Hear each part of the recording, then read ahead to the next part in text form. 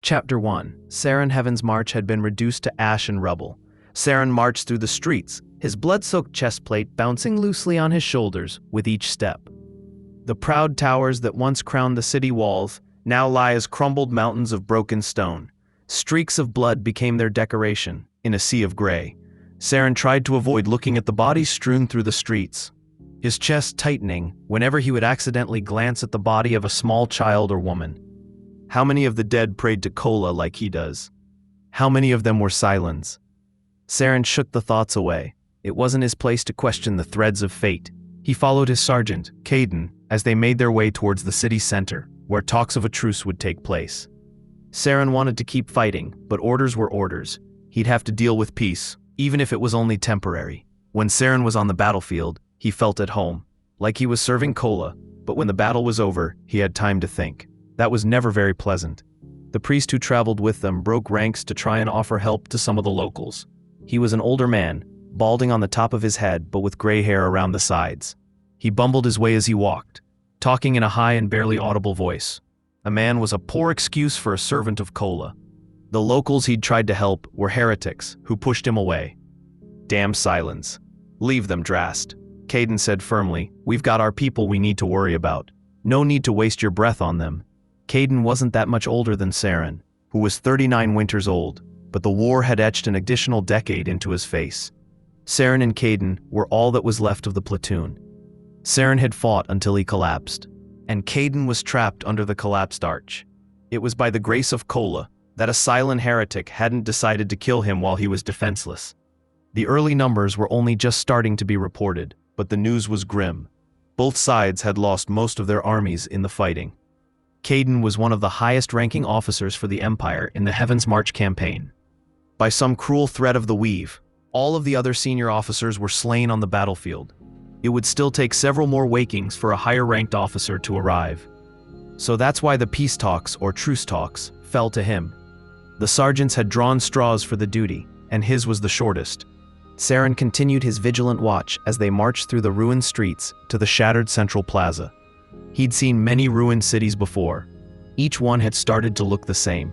The only important thing was that at the end of the waking, it was a Kolanite flag hanging from the battlements. What was left of them anyway? Do you remember when we'd fought in face? Caden asked as they walked. Saren nodded. You mean the siege of Washuham? Saren asked. Caden nodded as they continued to walk towards the central plaza.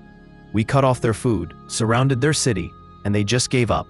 Caden said. We only had to wait a few weeks.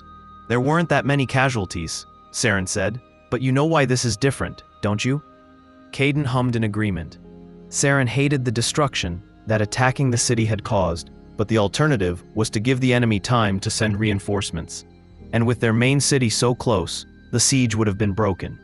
At least this way, they could hold some ground. The cost was worth it, if that was the will of Kola. The Sylen heretics were early, waiting at a large pillar that had toppled in the plaza. They had crudely moved some stones over to it to act as seats for the makeshift table. Even amid war, these wretches had managed to exchange their blood-soaked cloaks for new, freshly pressed, white and gold uniforms. Is all of that white another commandment from their false god? Saren sneered at the thought. Saren and Kolan, while having washed themselves, their armor still wore the blood of their enemies as a thick layer of paint. The Sylen captain as he stood up with a pompous grace.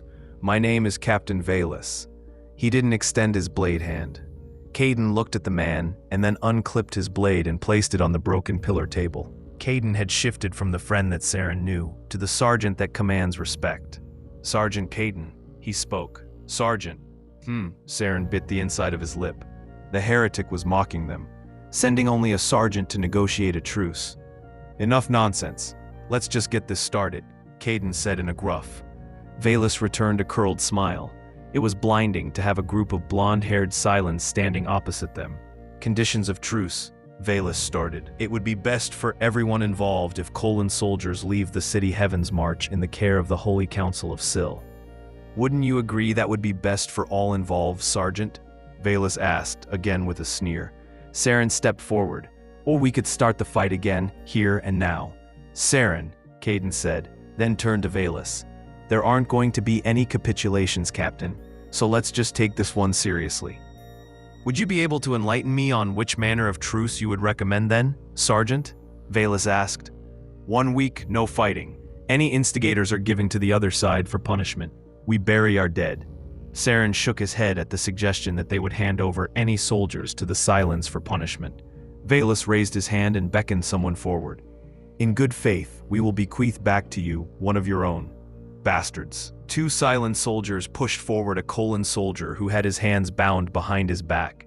His face was swollen and bruised, one eye swollen and black, his blood-stained armor hanging loosely over his shoulders. Saren tightened his fist in a silent rage. This one, Veyla started, was caught earlier by our scouts, running into the city from the Sillway. I suppose you can have him back as part of our truce and good nature. The Sylen had begun taking off the prisoners. Bindings, a cool breeze brushed through the plaza, and there was silence. The heat Saren had felt in the relentless fighting had faded, and now, even among enemies, a cool breeze was enough to catch him off guard. The Twilight Lands could do that to someone who spent most of their life in the light. Saren's reflection was broken by the sound of coughing from the soldier as they took the gag out of his mouth. This is a peace talk? He asked. A truce talk, soldier, Caden said. How are you feeling? It's not the time, sir. I've just escaped from a group of deserters. I came back as fast as I could. You did right. Those deserters will be punished, Caden said. Saren nodded in agreement, and the soldier kept talking. It's more than just that, sir. Sergeant, Caden corrected. A sergeant, then. In the middle of the fighting, our corporal gave us the order to desert, but we took people. You took people? Some Sylen noble boys, they were defeated, and our corporal took them as hostages. Veyla raised his eyes at the mention of Sylen boys being taken from the battlefield, and the soldier continued speaking. There was also one of our own, Sergeant. One of our own was taken? Caden asked, not understanding what the soldier was saying. Yes, Lord Horus was assigned to our squad. When Corporal Merrick gave us the orders to retreat, Lord Horus protested. Corporal Merrick cut him down in front of his son. That young lord was also taken with us. That threadless bastard, Saren said. Veyla cleared his throat. It appears we've offered this soldier back to you in good faith, far too soon. We will need to hold on to him for a little while longer. Caden grunted. This soldier risks his life to come and deliver us news of traitors, and you would keep him prisoner still? We need him to show us where our boys are being kept. It just so happens those noble boys are distant cousins of mine. We've been looking for them for the better part of our last waking, Veyla said. This man is injured, Caden said. Hand him over to us, and he can tell us where the boys are being kept. Veyla scoffed. That's not happening. Don't ruin this truce before it's even begun. Saren's hand tightened around the handle of his sword. There had only been a single waking since the fighting had stopped, and it looked like they were about to start again. If it were for this soldier's life, Saren would gladly start the war again. Until now, the priest, Drast, had remained mostly quiet and observing the talks. Kolanite priests weren't usually as timid as Drast was. It was quite odd that he was even made a priest. Most of the time, he bowed to whoever held the power over him. Whereas a priest of Kola should do the opposite, first and always asserting the will of Kola. He shuffled forward with his uncomfortable gait as his prickly voice barely pierced the tension. Might I suggest something? Heads slowly turned towards the limbering old man as everyone waited with bated breath to hear what he could possibly have to add to the situation. This man won't make it to the ruins where these deserters are holed up. If you take him, he will die, and your men will become lost. What are you saying? Veyla asked. How would you know any of that? Unless, he paused for a moment. You're one of them, aren't you? A threadseer? Drast bowed his head, and Veyla spat on the ground in front of him. It was the most vulgar thing that Saren had witnessed from the Sylens, who try so very hard to maintain an air of pomposity. So you want me to listen to you? Veyla said, a man who pretends he can read into some great tapestry woven together by a false god. Veyla, Caden started. These changes everything. We can't let you send this man to his death. So, it's true, you heretics believe all of his stuff? Please, Drast continued. I don't want to cause trouble, but I have seen a way where all involved will get what they want. We need to take a chance on each other. Nonsense, Veyla said. Drast, Out with it, Caden demanded. Saren had always been in awe of the Threadseers, able to peer upon the great tapestry of Kola.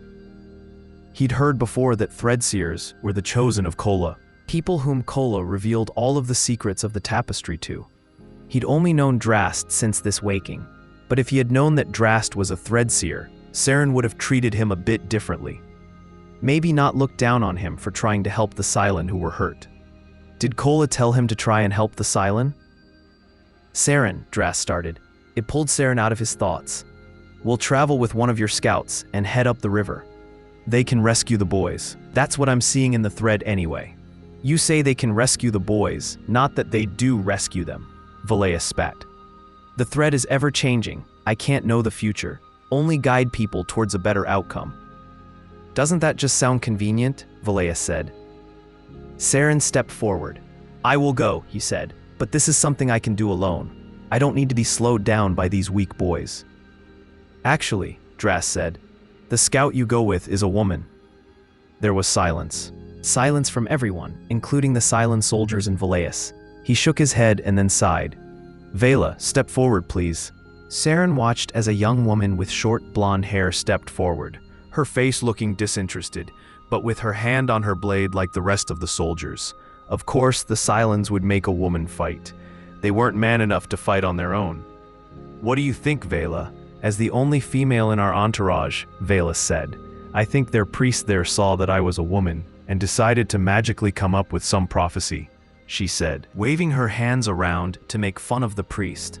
A few of the soldiers got a laugh out of her banter, but then she stood up straight and stretched out her body as she continued speaking. My lord, I'm more than happy to go on a mission to rescue those boys. I'd be able to take out a group of Kolanites with my eyes closed. Even secure a noble Kolanite hostage. Just send me alone. I'm not going to need this brute slowing me down. Brute? Saren asked, stepping forward. I would be able to snap you in half. Yeah, sure, if you could catch me. Sergeant, I'd like to volunteer to go on this mission and make sure these heretics don't do anything to young Lord Horus. Caden nodded his head. It's as the Threadseer has seen then. He turned to look back at Captain Veyla. How about we do this then? We send out our 2 soldiers on this mission together, keeping each other in check so there is no betrayal. In the meantime, we're in truce and can bury our dead. Caden and Veyla continued talking over the details as Saren sized up who his traveling companion was to be. A short, rude, heretic woman who would be knocked over by a strong wind. She seemed to have zero discipline at all, meandering about and kicking stones as her captain was in negotiations. Sometimes jokes with her companions. This was all a game to her. It was a game to all the Sylens. All they cared about was increasing the size of their lands and encroaching on ours. Saren had quickly stopped looking at her as a short and weak woman, and instead as an enemy. How dare she kick and dance around in the middle of a war? He would have to look for her on the battlefield and show her what a real soldier was. It's a deal then, Caden said, extending his hand. For 10 wakings, no fighting. We await the return of our soldiers. Veyla hesitated before taking Caden's hand. He turned to nod, and the troops released the soldier back into the care of the Kolan army. My scout will be ready to leave in 2 chimes. Make sure your man is also ready, Veyla said. Saren had spent his time preparing a travel pack and sharpening his blade. Only now had he found the time to also start washing some of the blood away from his armor. Caden and Drast spent time getting the injured soldier to tell them more details about the deserters, their location, their numbers, and any other information they might need before setting out. Still, Saren was uncertain about traveling with the Sylen woman. Saren had never spent much time interacting with the Sylen, outside of the countless wars he had fought in. He'd never even been at the negotiation table until this waking. Saren started to count the winters in his head. He joined the army after seeing 15 winters, and he was now. Saren had been in the army for 24 winters. Kola had guided him through countless battles, and it was Kola's will that Saren fought for. The great threadweaver, creator of the great tapestry. Everything that Saren had done, achieved, was all the will of Kola, who would have woven Saren's path directly for him. There would always be trials and tribulations to overcome, But that was Kola testing Saren, making sure he was worthy. Saren interlaced his fingers and placed the back of his hands on his forehead as he began to pray to Kola and the great tapestry. He prayed for the strength to continue on his path forward and to serve Kola's will. To cement himself into the great tapestry, immortalized like the heroes of old, his mind wandered to his own tapestry, that of his family that he wore on his belt. He could hear his mother's voice, asking when he was going to settle down and find a woman so he could add a new thread. It had always plagued Saren, the choice between Kola and his mother. But if Kola had intended to add a thread to their family weave, then Kola would have introduced a woman into Saren's life. His mind shifted towards his new companion, the Syl woman. Any woman but that woman. Saren stood up and shook his head. Kola was testing him, and he would pass this test as he had passed every other test before this. Caden had finished talking to the injured soldier and relayed all he knew to Saren, who still spoke discontentedly about having to work with the Sylen woman. "Look at it this way," Caden said. "We need this truce to regroup, rearm, and bury our dead. You don't have to like her, you just have to not screw up this truce for 10 wakings." "I will do what you order," Saren said, "for if it serves our nation, then it's as good as an order from Kola himself. Also, just think of it like this. With this deserter being a corporal, it looks like we're missing a commander. There will be a promotion for you when you get back. Just make sure that the young Lord Horus is safe." Saren finished his preparations and then departed towards the Sylway Gate. The truce had already begun to take effect as he marched past soldiers and healers from both sides of the war, shifting rubble, burying bodies, and caring for the injured. Veyla was leaning against a wall where the light from Syl had found passage through a gap in the mountains and warmed the stone, her pack at her feet as she rested with closed eyes. Saren walked over to her, and without opening her eyes, she said, "A Kolanite chime must be longer than a Sylen chime." "Normally, people stand in the shadows, not the light," Saren responded. "Do you know where we are going?" she asked. "I'll tell you on the way," Saren said. Veyla pushed herself up from the wall and lifted her pack over her head, and Saren watched as the weight of the pack slammed down over her back. He watched, hoping it would make her tip over, but it didn't. "Well, make sure you can keep up, old man," she said. "There is supposed to be a town up ahead, and I want to make it there before we sleep." "Rorick, it's the town of Rorick," Saren said. "For the love of Syl, I don't care, just hurry up," Veyla said as she started walking ahead. Saren frowned and began to follow.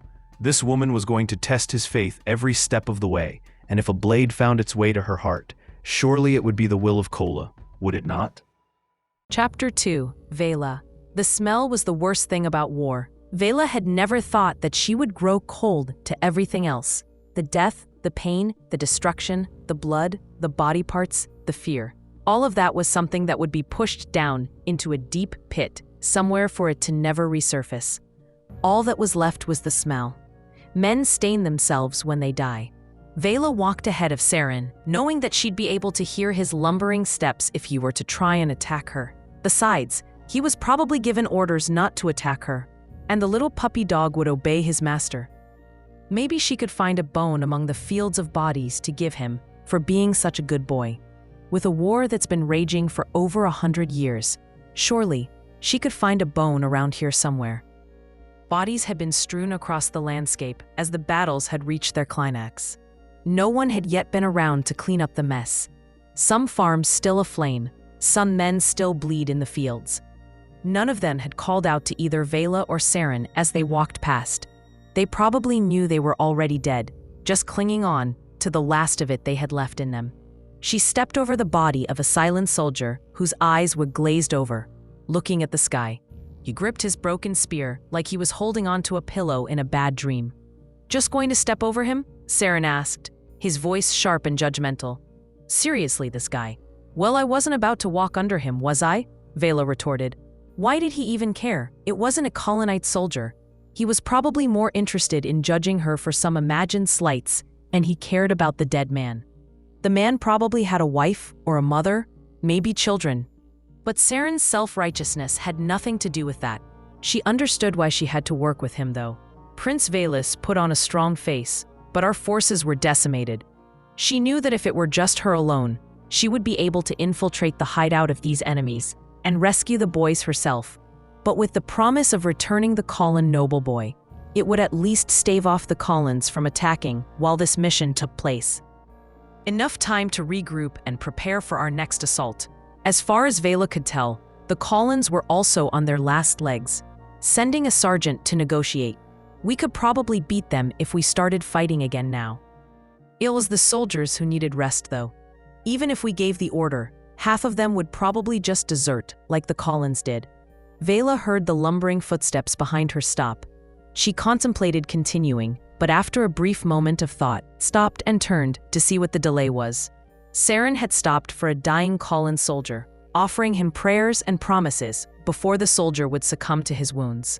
She watched as Saren interlaced his fingers and said a prayer over the now dead soldier. Saren stood up and turned to face her. "Something witty you want to say?" he asked. "Why don't you just do a big prayer for all of the dead, and that way you get it all done in one go? We might just make it to Rorick before the next waking." Saren paused for a moment. Veyla could see the emotions on his face turn from annoyance to consideration and then resolution. He was going to do it. "No, Veyla started, but then stopped herself and let Saren go. He turned around to take in the sights. The bodies, the broken siege engines, the burning fields, the smoke, ash, and stain in the air. The twilight cast long shadows across the land. He interlaced his fingers again and raised them to his forehead. Veyla resigned herself to letting Saren perform his prayer. It was stupid, and his prayer was going to no one. No Kala, no great tapestry. But if it meant that it would give him peace, then what was the harm, really?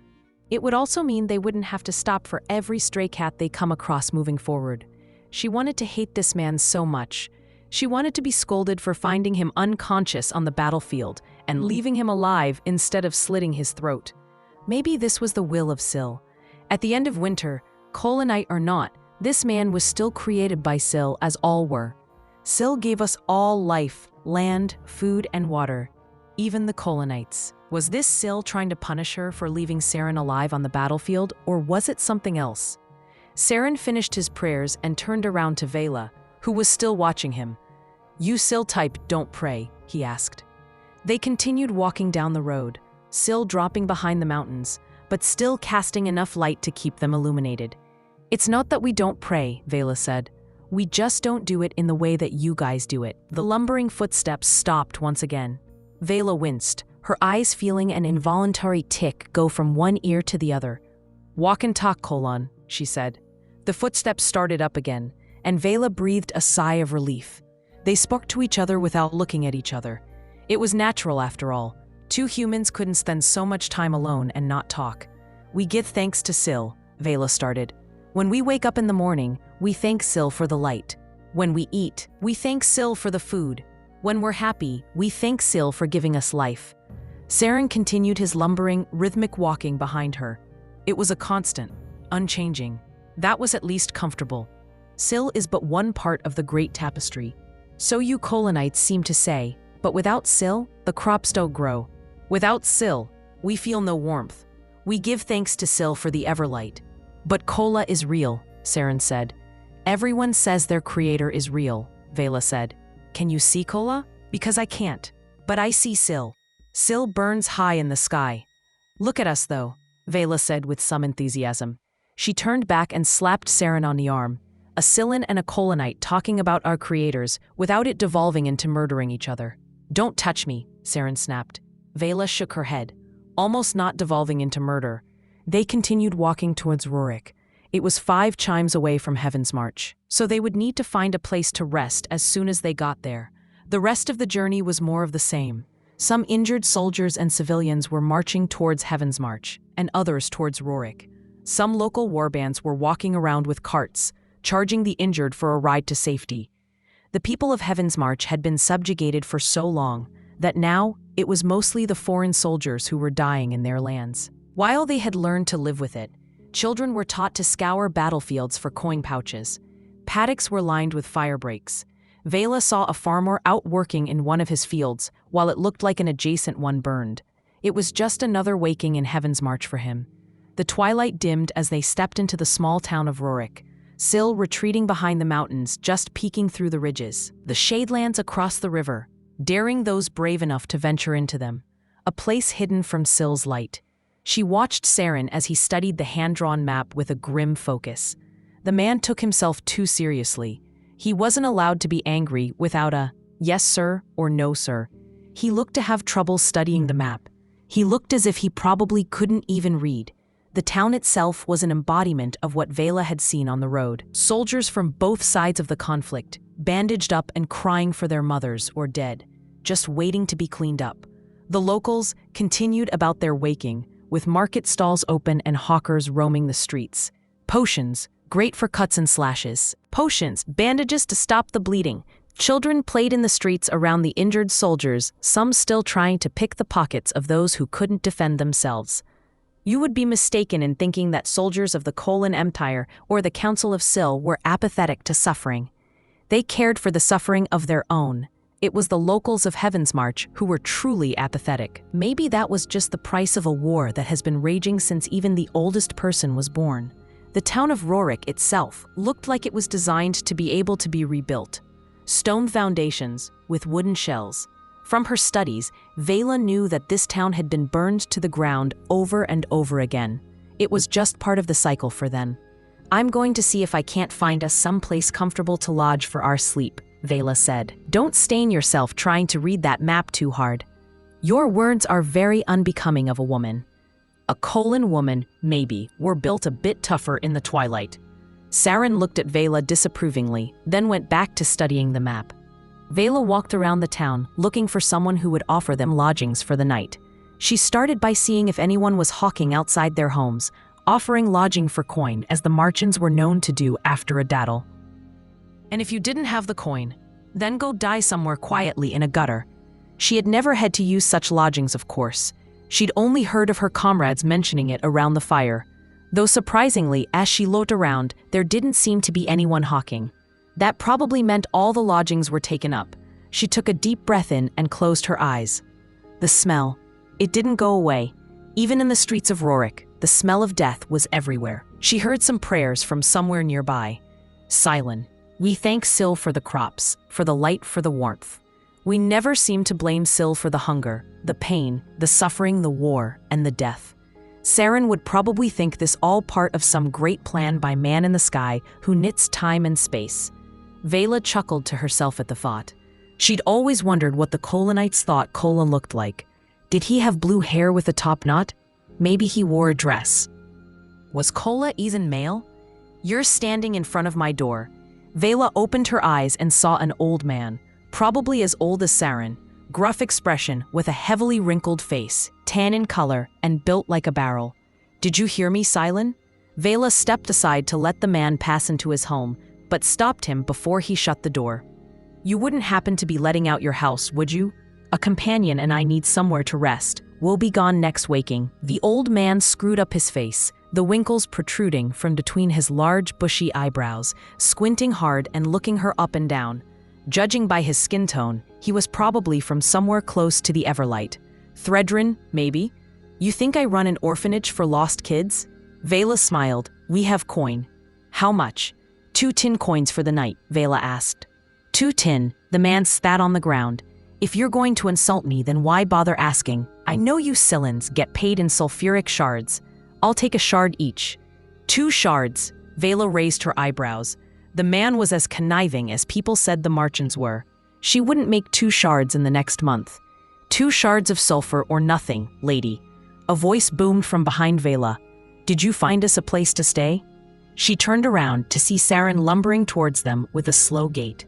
The man stepped out of the front of his house to get a closer look as Saren walked over. You're a Kolan, traveling with a Sylen? He asked. You are right, sir, Saren started. There is a truce at the moment, and we've been deployed on a joint mission. Would you be so kind as to offer us a place to rest? Who was this man? Saren spoke with an almost noble tone as he requested lodgings. The lumbering, hard-sounding ruffian was using manners normally reserved for the ruling class. The old man smirked and shook his head. Never thought I'd see the waking Sylens and Kolanites work together on anything, he mused. Tell you I've got some hogs out the back. If you 2 clean out their sty and put some new hay in there, I'll let you stay for 2 tin coins. Veyla shook her head. You want us to shovel pig stain? Saren pushed her shoulder and responded, "Thank you, good sir. We accept your generous offer." Veyla had discovered something new about herself this waking. That she preferred the smell of death over the smell of a hogsty. She and Saren had spent about a chine shoveling hog waste out of a small wooden shelter and filling it back up with hay. If Veyla was being honest with herself, Saren had done most of the shoveling. Veyla mostly handled laying out the new hay. Saren got a laugh out of how delicately she was placing the hay, but the hogs seemed to like it. One hog, which the old man called Breakfast, seemed to take a liking to Veyla. When she asked why it was called Breakfast, the man told her it was because he'd planned to have it for breakfast one waking, but his daughter wouldn't let him kill it. Breakfast has been its name ever since. It snuggled up next to her as she lay down on the fresh hay. The other hogs seemed to like Saren more. They all huddled around him. "Over there with all of your friends, are you?" Veyla jested. Saren didn't respond. Well, not in a normal way. He sat up, looked over at her, grunted, and then lay back down. The hogs had to all shift around to get comfortable again. "Can I ask you something?" Veyla asked. There was silence from Saren. He was just being a silent old grouch. She knew he was still awake. "How long have you been a soldier?" Veyla looked through the cracks in the wooden roof as the twilight light passed over them, but not onto them.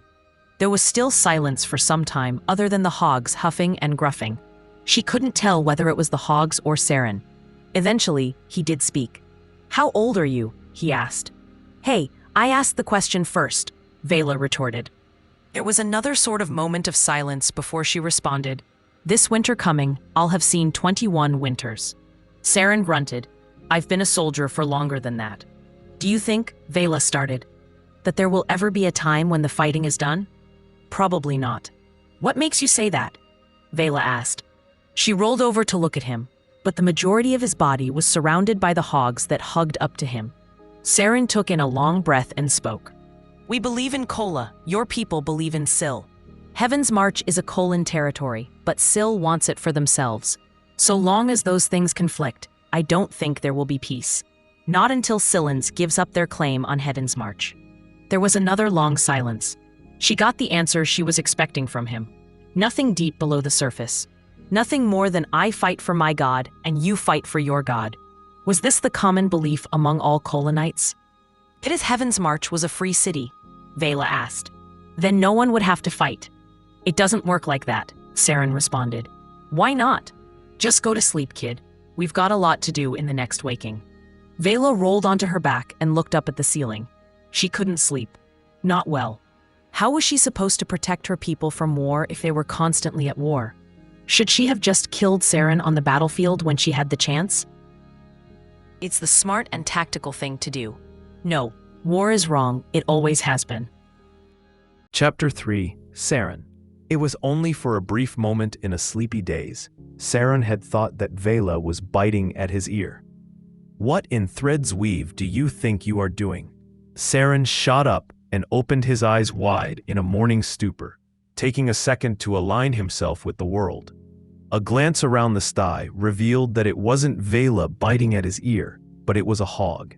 He scowled, swatting the hog away as he shook off his grogginess. He looked around at the sty, the fresh hay, and the fresh manure. One of the hogs must have gotten up in the middle of their sleep to leave them a gift. Veyla was nowhere to be seen. "Blasted woman," he muttered to himself. He let out a tired yawn, fell back into the hay, and stretched his arms above his head. The hogs snorted contentedly at his decision to lie down for a bit longer as they rolled up against him, oblivious to his aches and pains. "I'm too old for this." The winters did take their toll. He remembered being a youth and being invincible. Waking up after a sleep, getting ready to seize the waking. Scoff down food and drink, and then off to sword practice. Even in his early years in the Imperial Army, Saren was able to get up at a moment's notice. Now it took some effort. Not physical effort, he was still very capable in that area. But the mental side of things. A short prayer to Kola to help him get through the waking. It always did. "May my thread lead me upon Kola's chosen path. May the weave protect my mother and watch over the loyal Kolanite soldiers who are still struggling with their injuries. May it guide us to victory over the Sylens." Saren had stayed lying on the ground for half a chime before his willpower finally decided to let him stand up. Standing didn't make him feel much better, though. There was still another full waking of walking until they reached their destination. His tiredness was most likely compounded by Veyla wanting to talk while he tried to sleep. The Sylens would rob him of that too? No, she wasn't really robbing him of anything. She was just asking questions. It wasn't supposed to be malicious. She's just a kid. An annoying kid who needs to learn when to shut up and let people sleep. Maybe if he couldn't find her, he could just leave her here and do the mission by himself. Syl's bountiful blessings upon you this fine waking. Weave save me. Veyla walked through the door with an armful of bread, which seemed to get the hog's attention more than Saren's.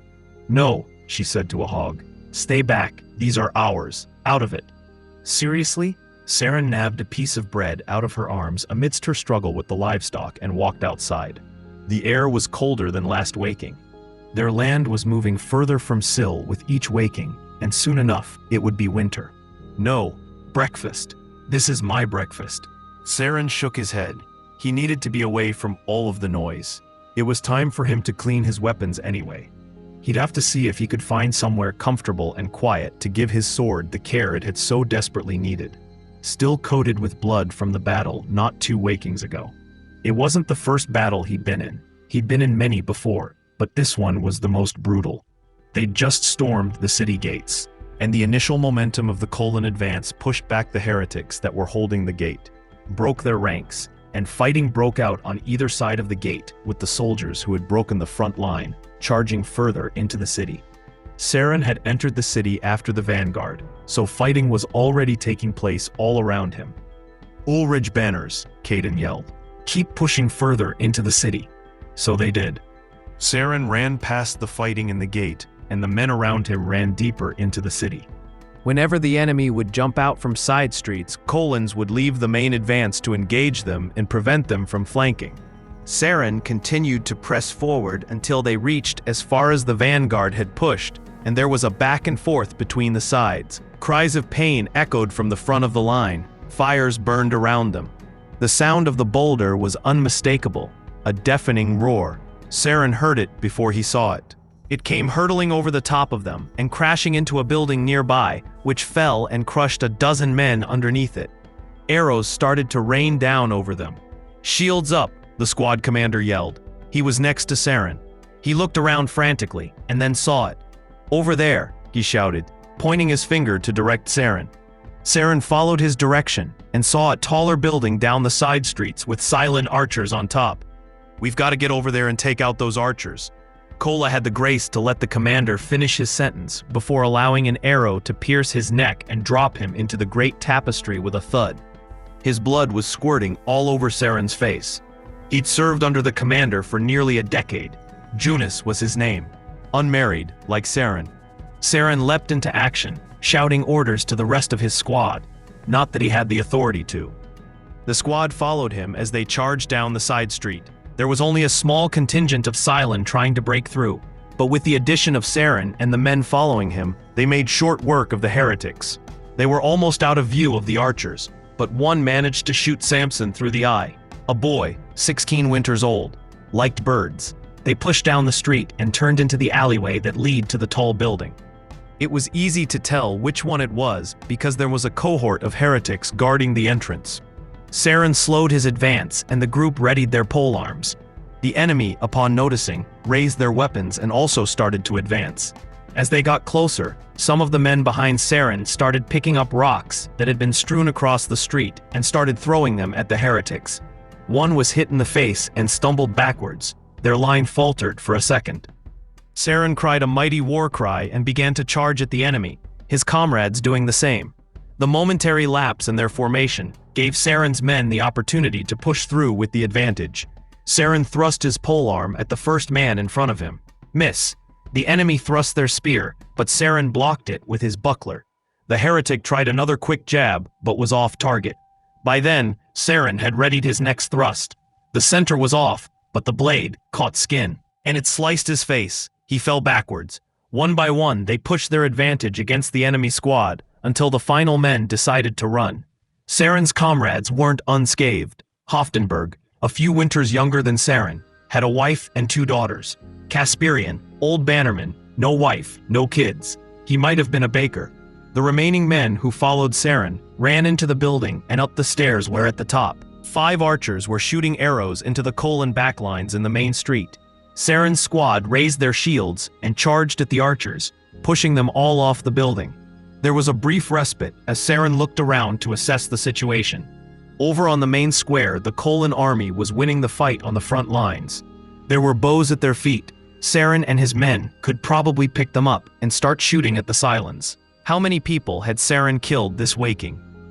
It didn't matter. They were heretics. This war was righteous. "Saren, you're leading us now, yeah?" said one of the younger men. The rest looked to him, then to Saren.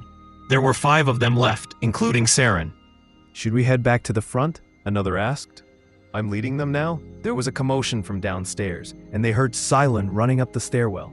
"Everyone back inside. Stop them at the stairs," Saren yelled. They got to the stairs, and the Sylen were already halfway up. They formed a tight line with their shields in front of them, getting ready for the enemy attack. There were more Sylen than they could deal with, though.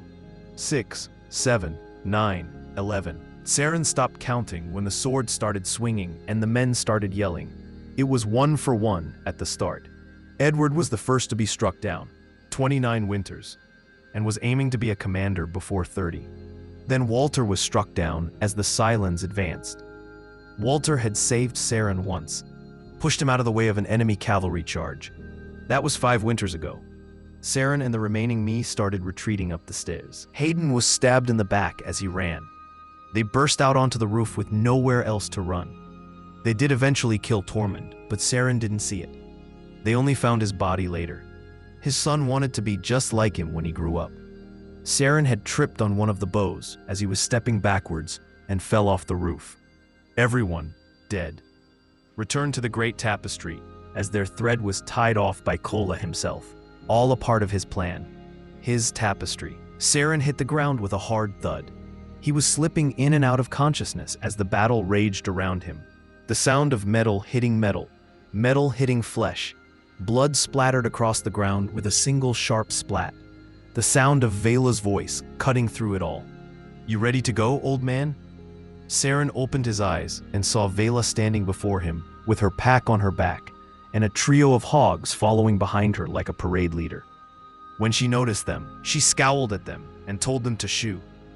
"No more, you had enough bread." Saren hadn't noticed it until now. He was biting the inside of his lip and could now taste blood. His lip was whimpering. He took a deep breath to regain his composure. But she was silent.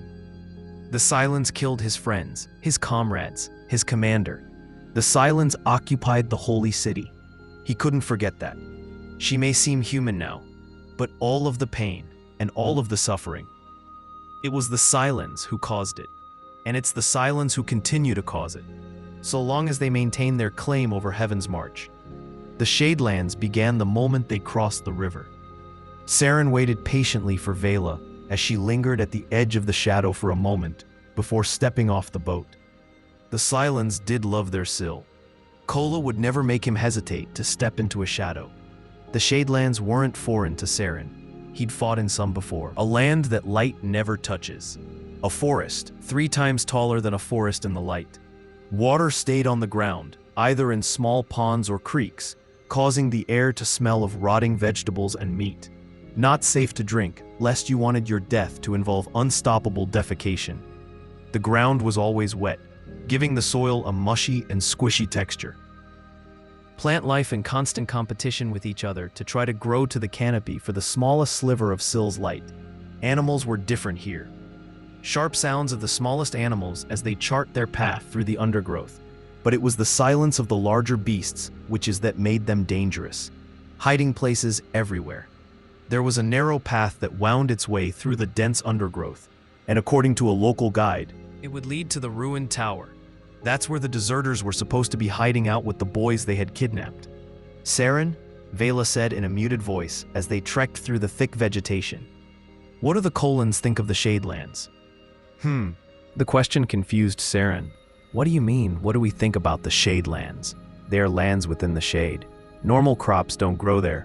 Good for lumber camps. You aren't, worried about them?" "Why would we be worried about them?" Saren waited for Veyla to respond. She'd acted differently when they stepped into the Shadelands, no longer attacking him with her dull quips and insults or bumbling around like a child. Well, because Syl's light doesn't touch them, so then surely they are unsafe places to go, you think? Saren continued trudging through the wet soil as the path started to widen, enough for them to walk side by side.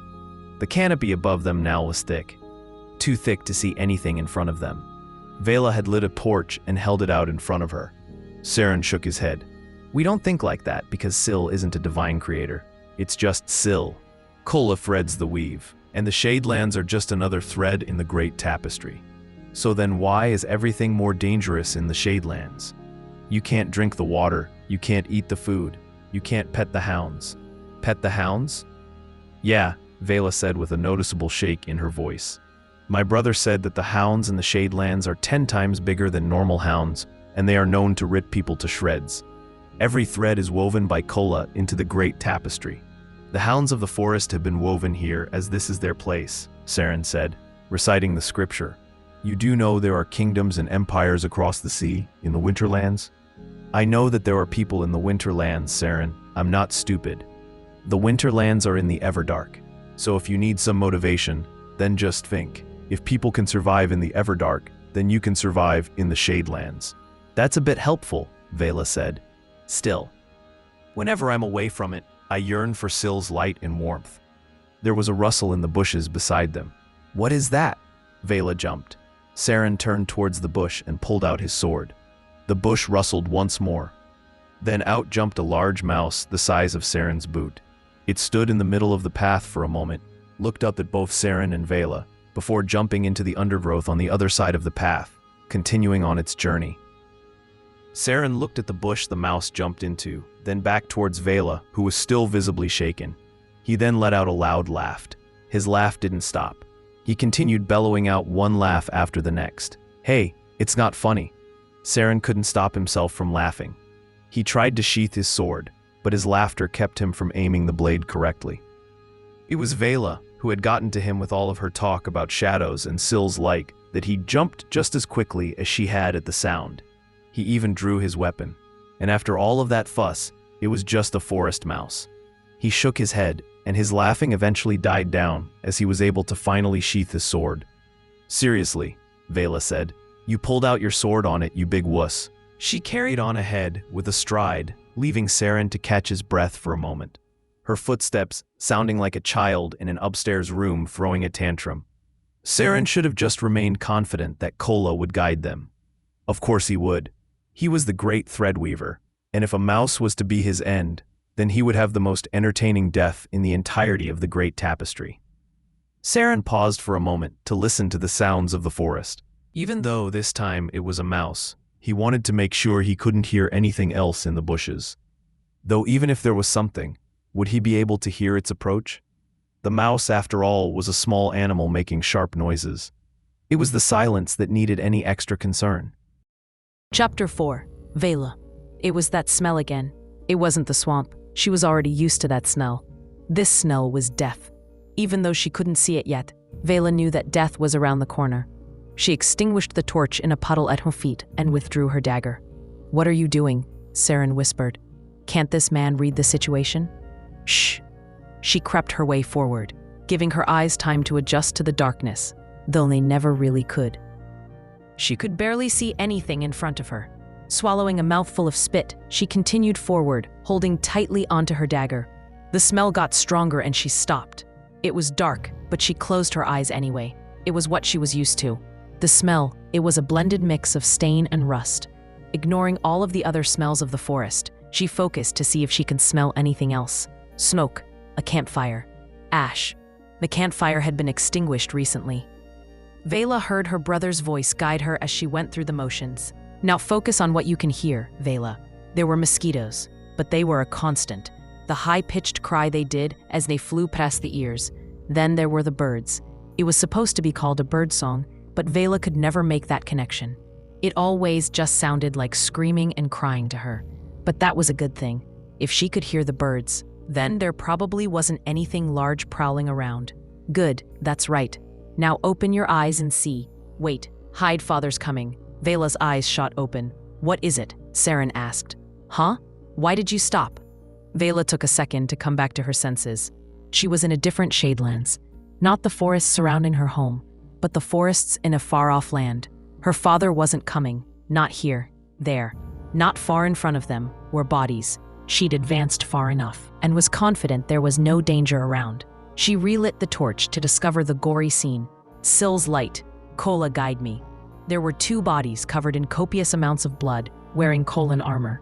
They had both been stabbed in the neck. It was an execution, and one man had half of his body eaten away by what was probably local vultures.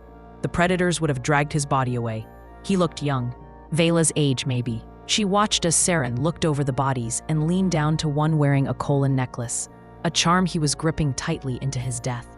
Saren took his gloves off and placed them on the ground. You're going to pray for them? She asked. She didn't mean it to, but it came out as condescending.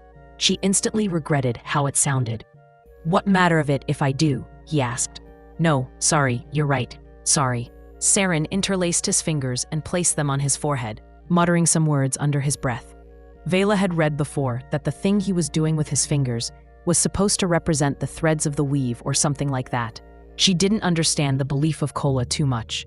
With Syl, she could feel Syl's warmth upon her skin, though not at the moment she couldn't. With Kola, you had to trust the priests who were speaking in cryptic riddles about what the thread of Kola was being weaved into. It was a farce. They'd convinced everyone of a magic skyman threading the world together like a blanket, but it provided them with contentment. If Saren didn't have his prayers, then what would he have? What would any of us have if we didn't have our prayers? Our prayers give us hope and keep us humble. Watching Saren pray, Veyla again longed to feel the warmth of Syl on her skin. The biting air of the Shadelands made her anxious. This wasn't somewhere Syl wanted people to travel to. They were murdered, Saren's voice cut through. The Kolanite deserters? Veyla asked. Don't call them that, Saren snapped at her. Those men aren't Kolanites. A Kolanite wouldn't cut the thread of his brother so early. Sorry. I'm going to kill them, Saren said. Hey, don't we need to focus on our mission? Killing them and saving the kids, that's the same. Wait. Saren stopped suddenly mid-sentence. He had his head up and he was looking around, eyes sharp in every direction. Do you hear that? He asked. Veyla focused her ears. But she wasn't able to hear what he was hearing. I'm not hearing anything. It clicked as soon as she said it. Exactly. They both drew their weapons and closed in on each other, standing back to back as they watched the surroundings. You hear that? He says he's going to kill us. A voice cut through the fog that had started gathering around them. That old man? And the Sylen is dragging around like a pet? 2 distinct voices. Were there more than that? Only 2 that had decided to speak. Okay, think. Is there a situation here that avoids a fight? No. So then what? How many were there? 2, at least, but she couldn't see. So the best option would be to even the playing field. Veyla once again pushed her torch deep into the wet ground to extinguish the flame. What are you doing? I can't see, Saren said. Sorry, this is how I live. Good luck. Veyla closed her eyes and slinked backwards through the mushy soil, not making any sound as her boots slowly sank in and rose up with each step. Back away from the last location, the unseen enemy would have seen her. Her dagger tightly in hand, she gripped it like a child would their cutlery. When she was sure she'd retreated enough of a safe distance, she picked up a rock and flung it high in the sky, waiting for it to fall. It was a trick that her brother had taught her when she was young. If your prey was hiding, you can spook it by making a loud sound. They aren't prey, they are people. Thud. The rock slammed into the ground somewhere in front of her. She heard her prey move. Crushed sticks and rustling bushes. I don't want to kill them. Whoever it was had just become Veyla's prey. Her eyes snapped open, and she inched her way to where she heard the movement, avoiding bushes and trees, bringing the weight of her body into a single foot as she placed the other foot down to avoid making any sound. A man-like shadow appeared before her in the fog. It was time to attack. She held the blade in front of her, still unnoticed by her enemy. The chill hit her fingers as she trembled for a moment, before committing to the attack. Veyla screamed as she thrust her dagger towards the man in front of her, who yelled when it struck him. A hand grabbed her arm. She quickly tried to pull it away, but the man stumbling backwards pulled her with him, and they toppled into the wet soil. Veyla, landing on top of him, pushed her hand against his face to force herself up as she raised the dagger. She was too slow to strike, and the soldier punched her. He'd hit her so hard that she'd almost lost all senses and toppled to the side momentarily.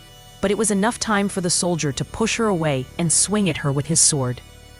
It missed. Fighting in a foggy forest, in the middle of the twilight, in the middle of the Shadelands. There were only two colors, the very dark but still visible blue from what little light of Syl could pass through the canopy, and everything else a sea of black silhouettes of basic shapes. Was it a tree or was it a rock? That didn't matter. It was an obstacle. The only way to fight was to attack whatever moved in front of you. Veyla could hear Saren nearby, also engaged in a fight. It was a lot less graceful than how Veyla would fight. She could hear him lumbering around and swearing as he swung his weapon at his enemy. A shadow appeared in front of her and raised its arm. It was her prey. He screamed as he swung his sword down at her. She jumped to the side to get out of the way and crashed her shoulder into a large rock. She couldn't help but let out a small cry of pain that alerted her enemy to her location, and the shadow appeared again as he swung his sword down at her. She swatted it away with her dagger, and it landed on the ground next to her. He raised it again for another swing, but this was where her dagger was the superior weapon. She stood up and thrust the blade at the shadow in front of her, feeling the blade pierce his skin and deflect of some bone. The warm feeling of blood running down her blade and across her hands. He let out a pained and strained high-pitched breath. She pushed forward and the man toppled backwards again, this time with Veyla following through and stabbing him again and again. Sorry. She continued stabbing into the dark figure below her. She could feel the blood as it splattered up towards her face. Sorry, sorry, sorry, sorry. Veyla let out a loud cry with her final stab as she thrust it into her prey. What was his name? How old was he? Does he have a wife? Does he have kids? Does he write to his mother? Did he have a wife? Did he have kids? Did he write to his mother? Dead. I'm so sorry. Veyla had just killed a man. Each thought that humanized the man made her tremor in panic. She'd just taken a life. Her shoulders twitched, then her neck. Her breath was labored as tears came from her eyes, trying to process the evil that she'd done. Why would Syl make her do this? Where was Syl's light? She coughed, hard, and then again, throwing up for how sick she was with herself. The contents of her stomach mixing in with the marshy mud. The sound of Saren's Kolanite swearing and lumbering nearby slowly pulled Veyla back into reality. She had a job to do, and the job wasn't done yet. She was the hunter, and these men were her prey. It was as simple as that. They weren't people, they were animals. Veyla yanked her dagger out of the man's body and turned her attention to the sounds she was hearing. The grunting and huffing and puffing of both men, the sound of metal clashing. She kicked herself off the body and dashed towards the sounds of the fighting. She didn't run long before coming across two shadows fighting not far from her. Now which one was Saren? She listened to the voices, the sounds of fighting. They blended together with no distinguishing identifiers. She needed to identify Saren fast. He was an old man, too old to be fighting. Then she heard it, the sound of Saren yelling and toppling over. She watched as the shadows performed in front of her. One shadow stood over the other shadow and raised his weapon, the other shadow raising his hand in defense. That was all she needed for confirmation. Veyla quickly jumped towards the shadow, towering over the other, and swung her blade at his neck. His death was louder than the other man's. She could hear him choking on his own blood as he stood for a moment, his body and mind catching up to its own fate. No. She pulled her blade back and thrust it up underneath his breastplate before pushing him over, hitting ground with a heavy thud. With that, everything fell silent again. Veyla took a deep breath. It was tainted with the smell of death. She let the breath linger in her lungs for a moment before breathing out. This is war. It was them or us. She reached down to offer Saren a hand up. Veyla? He asked. Yeah, she responded. Good. Saren took her arm, but the second she went to pull him up, a sharp pain radiated from her shoulder down to the tips of her fingers, causing her to cry out in pain. Are you okay? Saren asked, letting go and pushing himself off the ground. I'm fine, I think. I just hurt my shoulder. Saren lit a torch and shined it over Veyla. Weave, help me, he said as he saw her in the light. Veyla looked down at her robes. They had started out white. Then, as they traveled, they became an off-white as the dirt and mud had started to set in. Now, they were a crimson red, covered with the blood of her enemies. That's what they were. They were the enemies of Syl. Syl would have wanted her to kill them, surely. So then why couldn't she kill Saren? The battle was being lost. The Kolanites had pushed through the gates and were fighting their way up towards the central plaza. Her brother was trying to rally the troops that were left to push back down the main thoroughfare. "They shan't take the central plaza," Veyla yelled. "Archers, fire over our lines. You won't hit our men, you will hit the enemy." Veyla was picking at her fingernails as she stood by her brother's side. Were they going to die here this waking? Were the Kolanites going to kill them? Why did they have to fight? Couldn't they just all take a break for a chime? Just stop rushing and take a second to talk. Maybe we didn't need to fight. Veyla, her brother's voice cut through. "Veyla, Captain, victory can still be ours this waking," he said. "They have force, but we've got strategy. I need you to run some messages to the Silway Gate. We need more men in the central plaza." Veyla gave to her a handful of small scrolls and she shoved them in her satchel. "Stay careful, sister, and remember your training. If you see an enemy, kill them." Veyla started to run towards the Silway Gate, her boots feeling heavier with each step. She could hear the fighting that was happening in the side streets, but she didn't have time to worry about that. She needed to get the messages to the gate. She came to a halt when she turned a corner and saw some of her comrades lying on the limestone, either dead or injured. She heard fighting from above her. She looked up to see a Kolan man falling from the rooftop. She ripped the dagger out of her sheath before the man was able to hit the ground in front of her. "He's an enemy." She ran over to him after he'd hit the ground with a thud and held her dagger at his throat. His eyes opened and closed a few times before he passed out. It was an old man, over 50 winters old he looked. She noticed the rise and fall of his chest plate. He was still breathing. Did that mean she would have to kill him? "Hey!" a voice shouted from above her. She looked up and saw a Sylen soldier looking over the edge of the balcony. "Did you finish him?" Veyla felt the voice in the back of her throat hit a blockage. She looked down at the Kolanite soldier, who had blood dripping from his nose, and then back up to her comrade. "Yeah," she said with a choke in her voice. "Yeah, he's dead now." "Ha!" the Sylen soldier exclaimed. "First kill then, princess? We'll get you an ale after the battle." What if they came down here? What if they found out that she hadn't actually killed him, and that she just lied? Why did she lie? She looked back up at the Sylen soldier. "My brother wants everyone back at the central plaza," she yelled. "Yes, milady." She took one more look at the Kolanite soldier before she broke out into a sprint again. A sprint towards the gate. Or was it away from her lie? Why didn't she kill him? He was an enemy. "I'm holding the torch from now on," Saren's voice cut through. Veyla looked over to him as he pulled out a piece of cloth and handed it to her. "You should wash the blood off your face." They didn't light a campfire as the waking came to an end. It would have given away their position. Instead, they found a small clearing just off the path and rolled out their bedrolls. Veyla closed her eyes, but sleep came sparingly to her.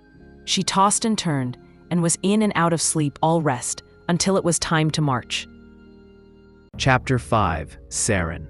It was marked on the map as Corsilian Tower, nestled at the edge of the forest dug into the absent of the mountain, with a small stream moating its front. Vines had spent a millennium racing up its stone walls, reaching for a sill they would never find. It was a solitary tower with a crumbling rampart into the mountain. Saren and Veyla had kept watch from a nearby knoll for the better part of the waking. Saren marveled at the tower. It was large. Even the Imperial engineers would have trouble building something like this. It was from a time long past, from the old ones. No one knows who they were or what happened to them, just that the ruins of their once great structures dot the landscape across the continent. Veyla had been quiet since their last waking, only communicating in short sentences. Where once she spoke in quips and jabs, she'd now only speak about the mission. She'd stopped asking Saren about Kola. He thought that maybe he was getting through to her, that she would see Kola's truth, but now he wondered whether she was starting to believe in his deity, or none at all. Her eyes would no longer squint with mischief, but instead, they were wide and open always, looking for dangers beyond what her eyes could physically see. Thud, thud, thud. Loud rumbling tremors radiated from the tower, the 5th time it had happened this waking. Saren shuddered as he could only imagine what was happening in there. Merrick was in there with a band of deserters, but more importantly, the noble boys. Veyla had scouted the tower earlier. She'd noted 5 soldiers, as well as the boys. They decided it would be best to wait until they were all asleep. There were 2 who were guarding the entrance to the tower, and Saren knew that they would have to reduce that number down to 1 as they slept. There weren't enough numbers to keep 2 on watch all rest. What was he doing? Saren asked about Merrick. He was reading. Reading? Yeah, Saren, reading. He'd half expect her to turn her nose up at him and say something along the lines of, "I didn't get the name of the book if that's what you wanted." But she didn't. Still, Saren didn't know Merrick on a personal level, but what he knew of Merrick was that he certainly wasn't a budding scholar. Saren was thinking too much, and it was clouding his judgment. All they could do now was sit and wait for the fight. He rested against the knoll, looking at the light that seeped out of the tower's windows. It gave a warm orange glow to the landscape close by. "I haven't thanked you," Saren said. Veyla turned to him without any expression on her face. "You saved me, last waking." Veyla maintained her silence while Saren continued to speak. The silence unnerved him. From Veyla it felt wrong. "Although I would have been able to fight much better if you didn't extinguish the torch, don't think I've forgotten about that," he said in a light scolding tone. "But you did come and stop that soldier from killing me, so thanks." Veyla stayed silent and turned her head back to watch the tower. Saren rolled over defeated. Had he done something wrong? Did she hate him for not killing the soldiers? For making her do all of the dirty work? But that was her fault for extinguishing the torch. Maybe she didn't trust Saren to be able to kill his own countrymen. If that's what she was worried about, then she was wrong. These men weren't men of the weave. They were void claws, no better than the killers of Tethris. Kola thread their soul. Veyla was the one who was always initiating the conversation as well. Was it all a game to her? Was she trying to break down his barriers so she could walk all over his soul? He was almost starting to believe she was a soul worth saving, one he could help see the thread. Why did she just stop talking to him? It made no sense. Soon enough, the 2 guarding the tower's entrance was replaced by 1. They waited a chime longer, but it was soon time to move. "Any thoughts?" Saren asked. "You take the man guarding the front door, push in, and if Merrick is still awake, he will be just inside," Veyla said. Saren noticed her hard focus on mission specifics as she spoke. "Meanwhile, I'll sneak in through a window on the rampart. It's small, but I can fit. While you distract Merrick, I'll save the boys. What about your shoulder?" "I'm fine," she snapped, her eyes flickering for a moment before glazing over again. "But still, you want me to go in there and fight against 5 of them?" Veyla rolled her eyes at him. "They are asleep. We have the element of surprise. We will win this and we will kill them." Saren studied her face carefully, as she described killing men without a second thought. He knew that's what they would have to do, but to say it so callously. "I don't know. Let's think about this," Saren said. "I'm not too sure about this plan." "I am," she responded before pushing herself off the ground and slinking into the darkness towards the tower. "Veyla," Saren whispered after her, with no response. "Damn woman, she's going to get us killed." For that moment, Saren stood alone on the knoll, cold winds biting on his face. It was time to move. "Weave, guide me." Saren tightly gripped onto his polearm as he made his way down the knoll, staying in the shadows of the trees before reaching the clearing, then dropping into a crouch to sneak even closer. Saren understood that he'd only be able to get so close before the sound of his armor would be heard. The forest was silent after all, because he was the danger that was lurking. Was Veyla in position?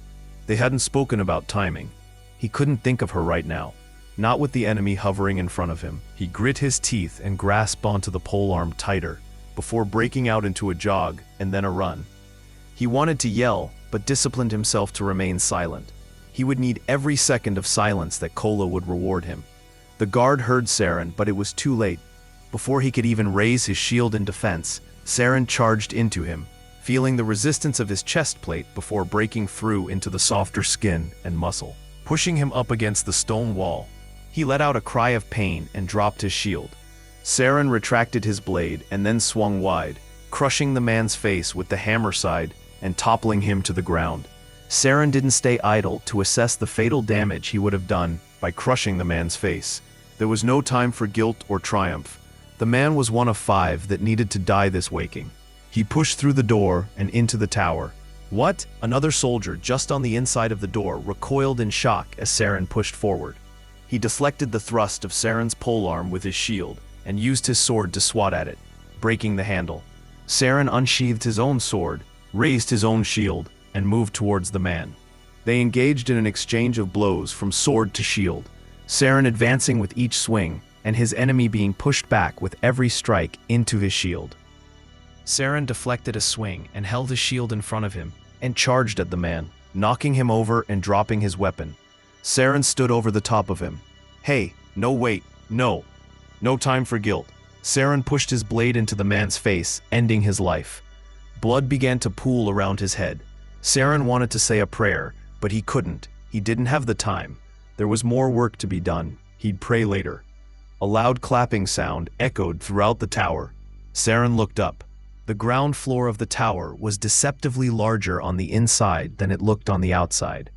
Pillars rose up from the center of the room to support the higher floors, ordained with marble figures of perfect curvature. The walls of the tower were covered from floor to ceiling with bookshelves, some which had cobbled over with time and littered the floor with books and stone.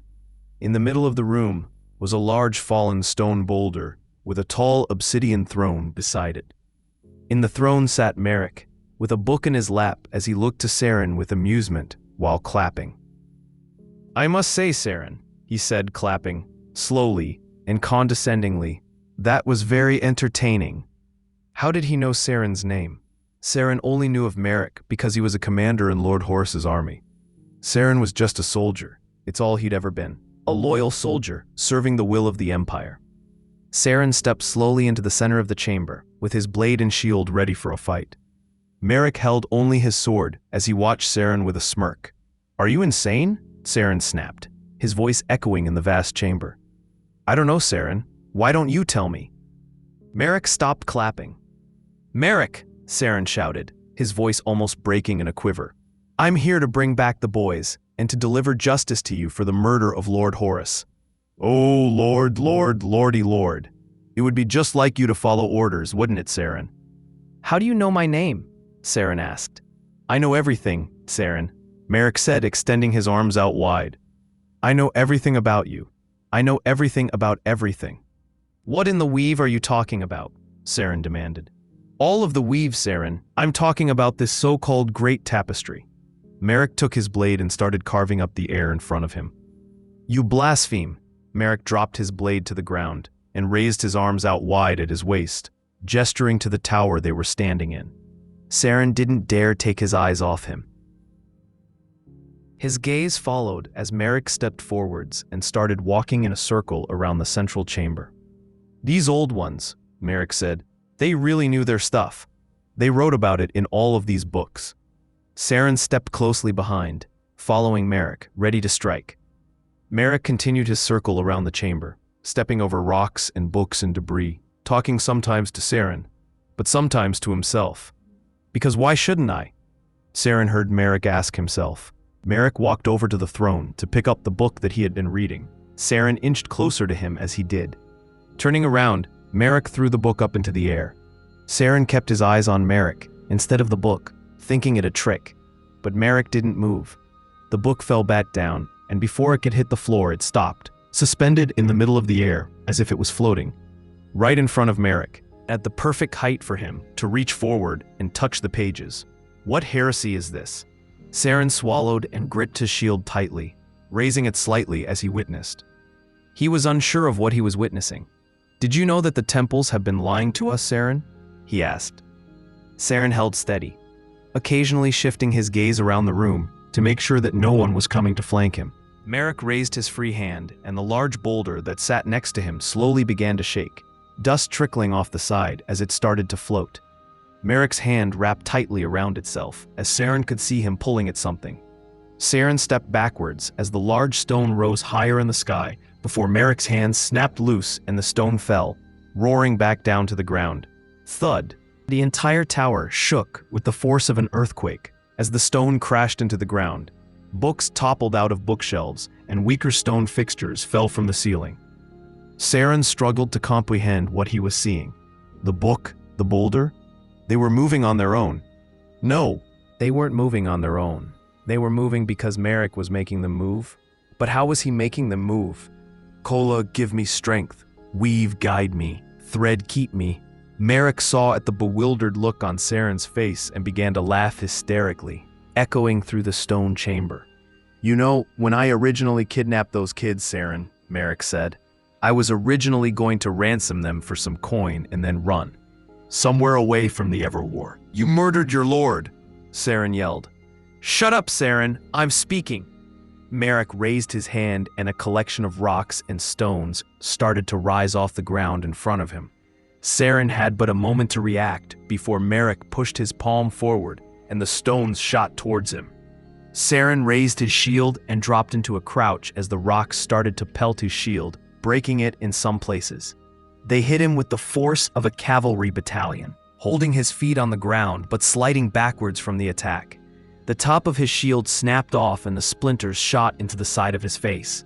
As I was saying, Saren, Merrick started speaking again. That was my plan before coming here. We chanced on this place by complete happenstance, but here was where I was meant to be all along. Because it led me to this. It led me to now. You're speaking in riddles, Merrick, Saren said. What are you trying to say? What I'm trying to say, Saren, is that Kola isn't the creator. I am the creator. I am the beginning, and I will be the end. There is no great tapestry, because there is no plan but my plan. Saren couldn't deny that Merrick had somehow tapped into an otherworldly power. But beyond killing his lord, Merrick had stepped into the shoes of an apostate. To deny Kola was one horrible thing. It was the reason they were at war with the Sylens for so long. But to stand before Saren and claim that he was greater than Kola, Merrick had gone insane. Powerful, but insane. Saren wouldn't stand for it. He stood up, stepped forwards towards Merrick, taking long strides with his sword and shield by his side. When he got close, he raised his sword and shield, bashing his sword against his shield. Pick up your blade, Merrick, Saren said. You answer for your crimes, here and now. Saren could have attacked, but there would be no honor in that. Merrick tilted his head at Saren, then curled a slight grin. He raised his hand out to his side, and the blade he had dropped slowly raised from the ground and gently found home in Merrick's hand. Of course, the most devout follower of Kola wouldn't recognize divinity when it was staring him in the face. Merrick took a wide stance, bending his legs and pointing his sword towards Saren. He held the sword in one hand, and his book in the hand behind his back. It was a duelist stance. A duelist with a book. Saren charged. Chapter 6. Veyla. She watched as Saren charged towards the guard, impaling him, and then ending his life with the crushing force of the hammer at the end of his polearm. It was easy. One chime the man was there, the next he was dead. It was like sewing a patch or milking a cow. Killing was just another thing, an action, cause and effect. Her thoughts didn't linger on the soldier. There was no reason for them to. He was dead. He wouldn't get anything out of her sorrow or guilt. So it would be a waste to have any. She returned to her own mission and continued climbing the wall. Whatever the old ones had built the wall out of, it had started to fade with time, and there were cavities and loose stones everywhere for Veyla to work her fingers into to help her climb. The duskiness of the Shadelands weren't an issue for her in her climb. She'd had to climb out of her own room many times when she was a child, just to escape the housemaids and their constant insistence on dressing her up.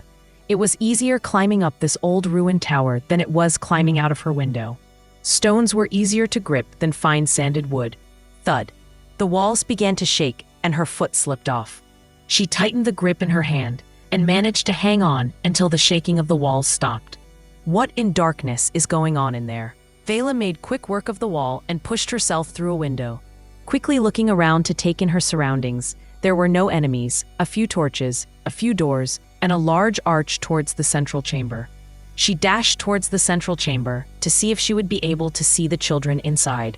She could hear the sound of fighting below. She peered over the edge to look around. She was unable to see the children, but she saw Saren and Merrick. Because there is no plan but my plan, she heard Merrick yell. There was no time to sit around and watch them fight, though. She had to find the boys. She slinked back into the hallway of the large wall that protruded out from the side of the tower. She had to be careful. For all she knew, there might still be 3 soldiers standing between her and her mission. The hallway before her was dimly lit, far from the grace of Syl's light. Syl's light. She didn't need it when she killed those men last waking. She doesn't need it now. Veyla crouched low and started to move through the hallway with a silent pace, keeping to the walls and shadows wherever she could find them.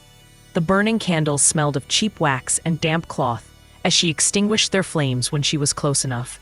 Soon enough, all light was snuffed out of the hallway. She went by each door, placing her ear to the rough wood, listening through for any indication of her mission or her enemies. A faint creak echoed from the door she was about to spy on.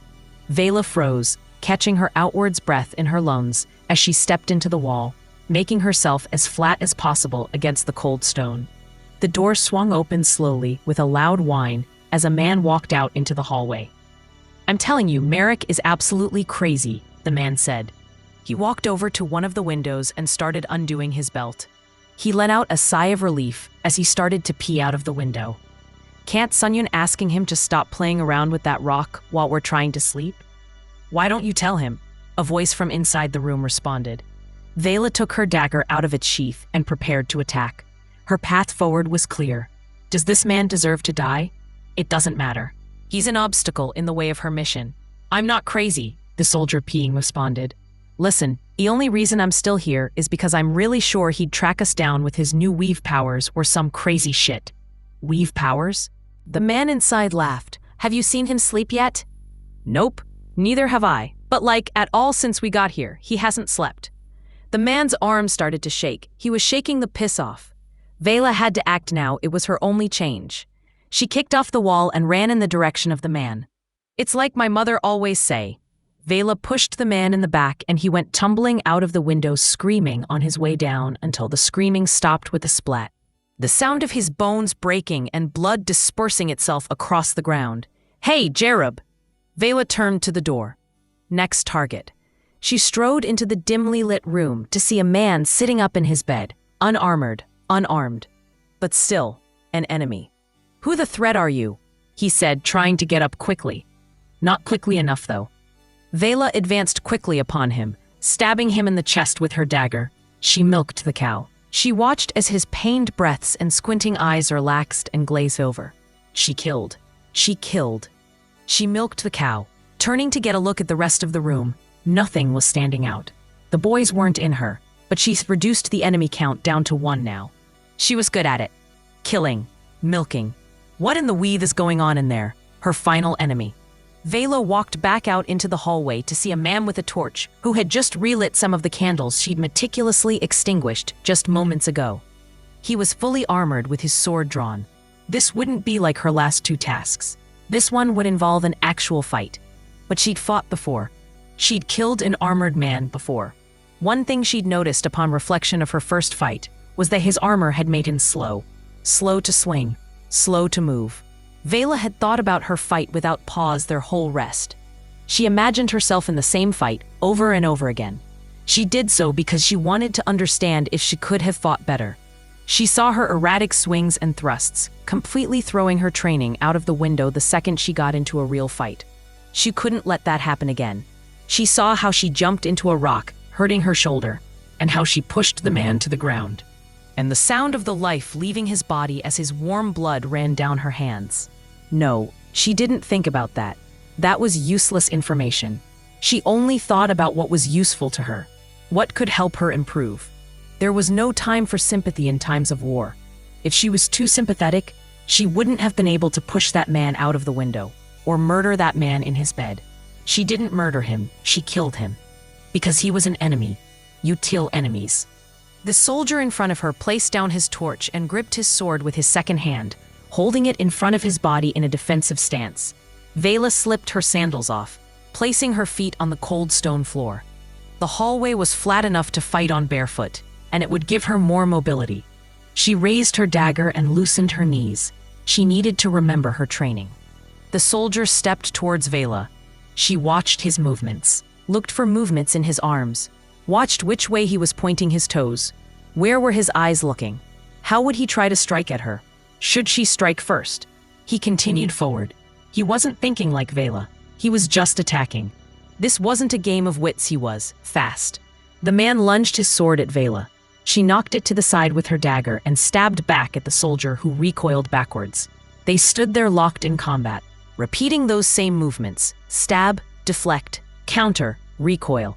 He swung wide to try and catch her in a swing. She jumped backwards, rolling quickly, then pushing herself off the ground back into a standing position. Pain shot up her shoulder as she pushed the ground with it.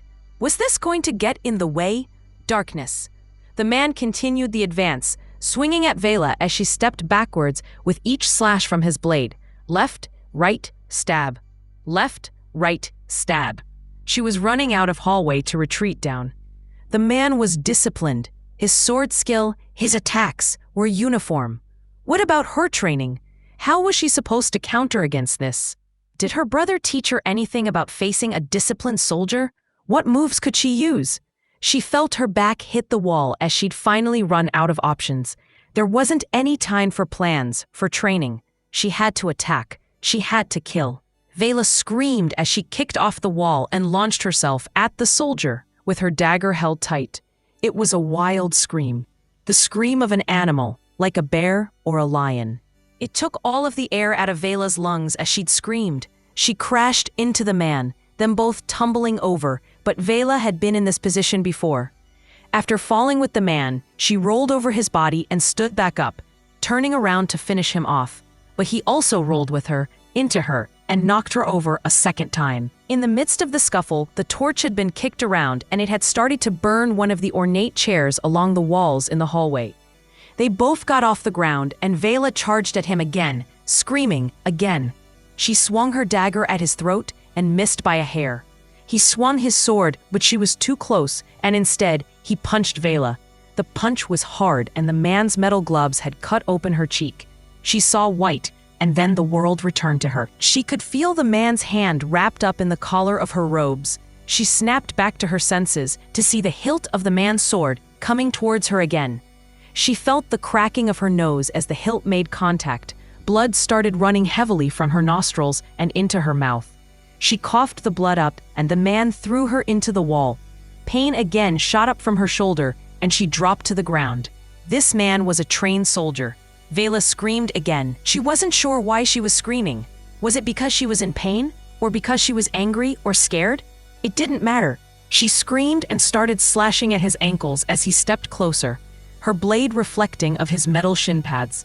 He raised his sword and swung down at her. She jumped out of the way, rolling, and heard a loud popping sound in her shoulder as pain radiated through her whole body from the shoulder. She cried out loud in pain and tried to push herself up, but she'd placed her hand in the fire that was spreading along the rug in the hallway. She fell back down with a thud, and pain radiated again through her body. Tears started pouring from her eyes as she tried desperately to think of a way out of the situation, but the soldier continued to advance towards her. He was bigger than her. He was stronger than her. And it was evident that he was much better trained than her. Veyla looked into the menacing eyes of the man that advanced upon her, looking for a shred of mercy where there was none to be found. She closed her eyes and reached inwards. She knew that Syl's light was no longer able to physically touch her, but maybe he still warmed her soul as her life was taken from her. She imagined herself walking through the cold cobblestone streets of her home, towards the edge of the town's walls, and then on the dirt path leading towards the heart of the Empire. She thought of herself walking to the borders of her homeland, where the Shadelands end and Syl's light begins. She looked down at the shadows surrounding her feet, and the step in front of her, which was engulfed in Syl's warmth. Taking a step forward, she felt the warmth in her soul as Syl's light, Syl's heat filled her heart. Syl's heat. Veyla snapped her eyes open with only seconds to spare.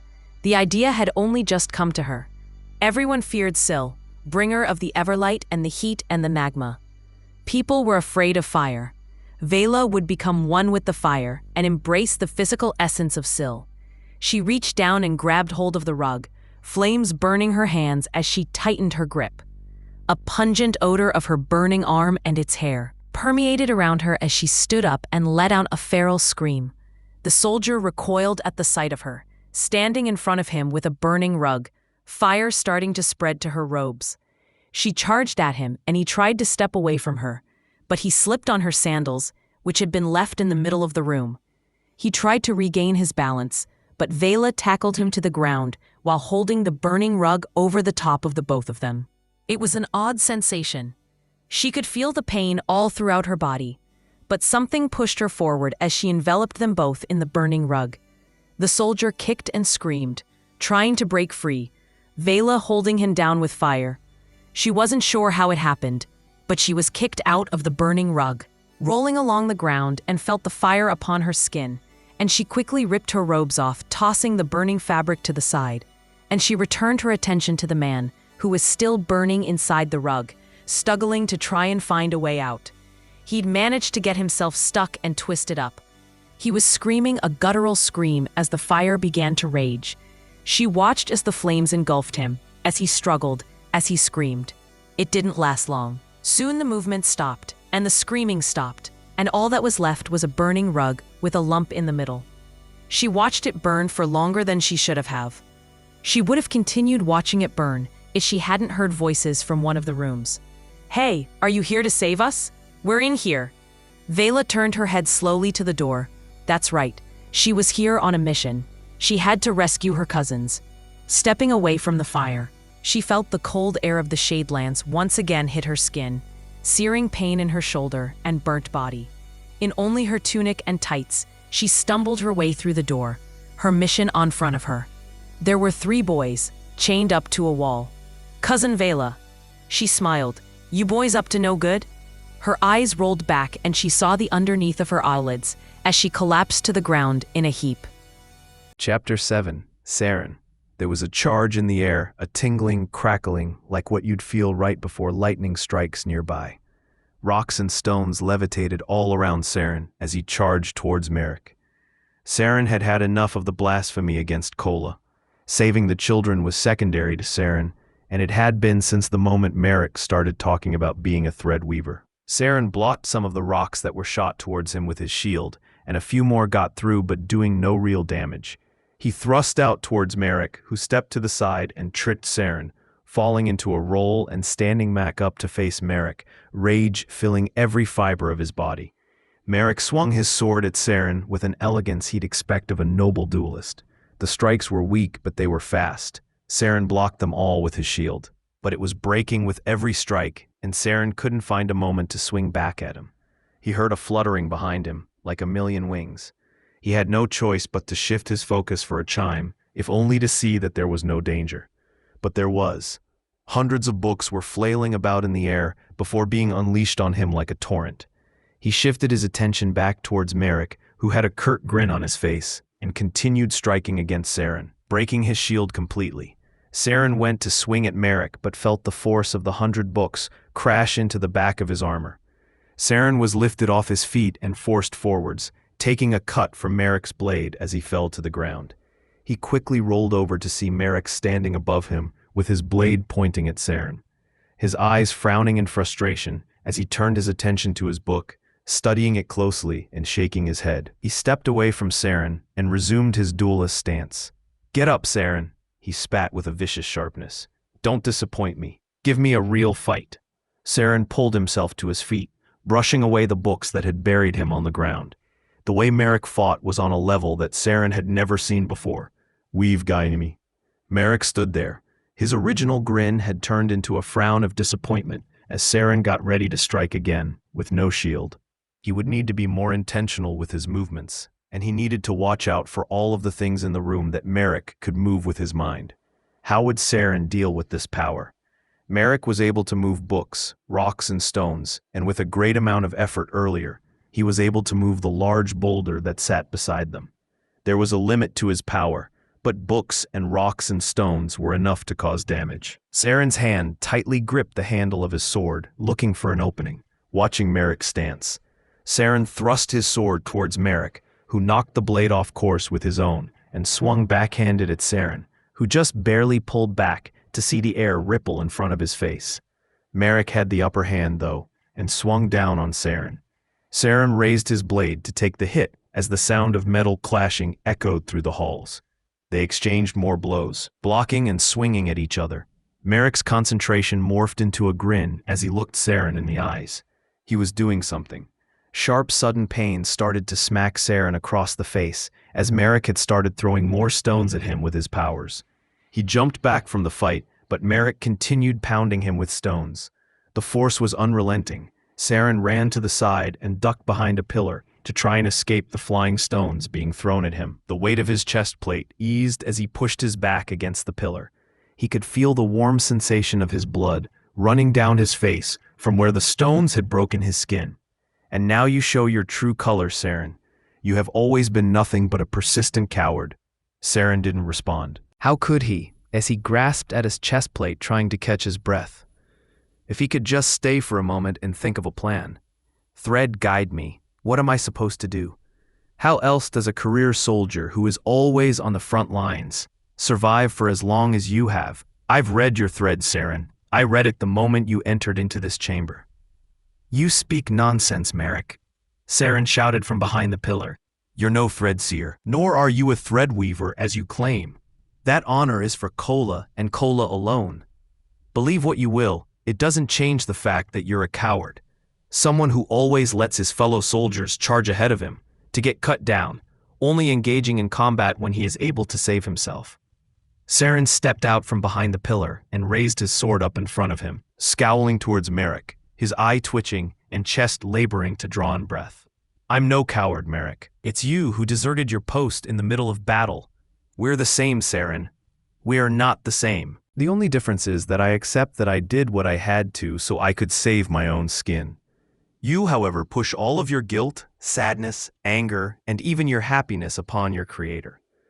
Stones from around the room once again rose up and shot in Saren's direction. Jumping behind the pilar again, landing with a thud. Merrick was wrong. Saren wasn't pushing his guilt onto Kola, was he? Because it's so much easier for you when there is some great master plan. You lived because it was Kola's plan, not because you let a young boy run in front of you and get cut down. You lived because Kola is leading you on a path of righteousness, and not because you push your retreating comrades back into the fray. Kola has a plan for me. Kola sent me here to fight Merrick. Kola paired me with Veyla for a reason I've yet to figure out. If this wasn't part of Kola's plan, then I wouldn't be here. Would I? Saren's breath started to tighten as he gasped for air. Was Merrick right? Was Saren only alive because of cowardice? No, he was alive because of the great tapestry. There was a reason behind it all, a plan. The plan was to fight Merrick. That's what would be weaved into the great tapestry. Merrick was a void claw, trying to tear down the weave. He was trying to rip at Saren's connection to the great tapestry. That would explain his powers. He was a void claw. That's the only thing that could explain it. Shallow breaths became deep breaths as Saren focused inwards, on the weave, on the great tapestry, on his mission. Everything he did was for Kola, and Kola had sent him here to fight Merrick, a void claw. He stepped out once again from behind the pillar, not raising his sword but walking towards Merrick. If Merrick liked to talk, then Saren would talk. What else? Saren asked. I'm a coward. I push my guilt to Kola so I don't have to feel bad. What else have you seen on the weave? Merrick tilted his head like a puppy, eyebrows raised in confusion for a moment before his maniacal laughter started to echo through the halls. He gripped his stomach as his laughter continued, still holding the sword and the book. Why wouldn't he put down the book? A small, purple light started to emanate from the cover of the book, and books began to rip themselves from the bookshelves that were still standing. That glow. Saren thought to himself. Merrick hadn't put down that book since the fight started. He tried to glean a closer look at the book. Merrick's laughter still echoing through the halls, as the books that were being ripped from the shelves started to form a circular wall around them. As soon as the books stopped moving, the front of Merrick's book stopped glowing. There was a gem or rock of some sort latched to the front of the book. That must be the source of Merrick's power. Saren just had to get that book away from him. Nothing to say? Saren asked. Well, I figured you out. Merrick quickly glanced at his book and then up at Saren. Of course, Saren wasn't going to reveal what he'd found out, but he'd have to play into Merrick's game to get close enough to the book. That power of yours, you're not a threadweaver, you're a void claw. A void claw? Merrick laughed. Even now you still want to explain everything away with your creator. Only a void claw would have powers like yours, Saren said, walking closer. To tear at the weave, to unravel it. Saren, you really disappoint me. I was hoping to at least break you before I kill you, but you are really holding on to your false creator until the bitter end. Fight me, Merrick, Saren said, now only a few steps away from him. Like the dragon Tethris, I will banish the void claws from this realm. Saren focused his eyes on Merrick's eyes. There was no room for error. He couldn't be seen looking at Merrick's book, lest he figure out that Saren knew where his powers had come from. That strange stone in the front of the book. Saren raised his sword, preparing for a feint attack against Merrick. Merrick resumed his duelist stance. There was silence, but the hairs on Saren's arms stood tall as the book wall surrounding them started to move in a whirlwind around the room. Merrick's book began to glow again. There was no doubt now. Destroy the book, destroy the power. Saren thrust towards Merrick on the left side. As predicted, Merrick knocked the sword further left away from his body. Saren tightened his grip and stepped forwards, towards the blade that was readying to counter him. With no protection, Saren used the momentum of the deflected thrust to pull out to his left wide. Merrick's blade came down across Saren's right arm, digging deep into his shoulder. Pain shot throughout his body and his right hand let go of his sword. His left continued to follow through with the swing though. And while Merrick's blade was stuck deep in Saren's shoulder, Saren's sword swung around the left-hand side and slammed into the book, shattering the stone on the front cover. No, Merrick screamed, his face morphing from a satisfied grin to one of horror and disbelief. He ripped the sword out of Saren's shoulder, and Saren went tumbling backwards. The books that were fluttering around the room in a frenzy all dropped to the floor with the sound of a wave that lapped against a cliffside. Merrick collapsed onto the ground, dropping his sword and frantically turning the pages of the half-destroyed book, scooping the pieces of the shattered stone and trying to place them back into the cover. What have you done? No, what have you done? The world around Saren started to darken. Had someone turned out the lights? No, it was the pain. The pain was too much. He had to push through though. His job wasn't finished. Merrick was too preoccupied with his book to notice Saren stand back up and lumber towards him. What was it all for, Merrick? Saren asked. Merrick looked up at Saren with tears in his eyes which burned a bright red, gritting his teeth and trembling with the book in his hand. I'm supposed to be a god, he said. I'm supposed to be forever. You're just a man, Saren said, and your thread will be forever on the great tapestry. Saren used what strength he had left to raise his sword above his head with his left hand. Please, Merrick whimpered. Saren swung his sword down upon Merrick, the blade hitting the stone floor after severing Merrick's head from his body. This is all part of Kolas' great tapestry, isn't it? Saren asked. Not sure who he was asking. Maybe he was asking himself, and if he'd had any strength left. Maybe he'd be able to answer himself. For now, though, it's cold. Everything went black. Chapter 8. Saren, it was cold, and it was dark. Am I dead? This must be the great tapestry. Saren felt a pull and moved without resistance in the direction of the pull. The aches and pains that had plagued him had evaporated, and now all he could feel was a cold and empty void. Where was he being pulled to? He tried to move his body, but to no avail. That's right, he was dead, and in the great tapestry, he didn't have a body, he was just a thread. He thought of when he was a boy. Back home in Willwood, it was the waking of his sister's funeral. His mother had just cut off a lock of his hair and handed it to him. What's this for? A young Saren asked his mother. We will create a thread of our hair for Sela to take with her to the great tapestry, his mother said, so that when we all join her in the great tapestry, we will be able to find our way back to each other. Why did Kola take Sela away from us? Saren asked. Sela is still here, Saren. It's her body that is gone, but her thread is forever in the great tapestry. But her thread can't play with me or scare away the bullies, Saren said as he started to cry. His mother brushed away the tears from his face and kissed him on the forehead.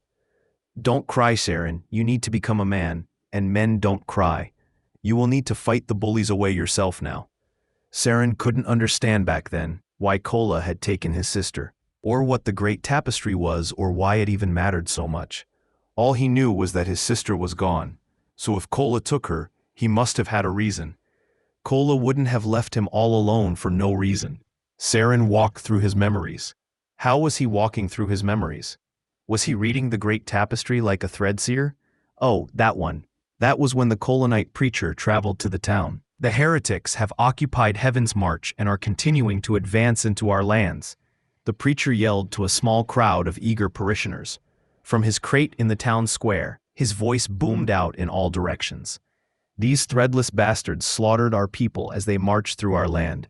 Saren would have been about 11 at the time. How can they do that? Saren asked. How can they go against Kola's plan? He had been genuinely confused, because if Kola was threading the weave, why would he let heretics kill his worshippers?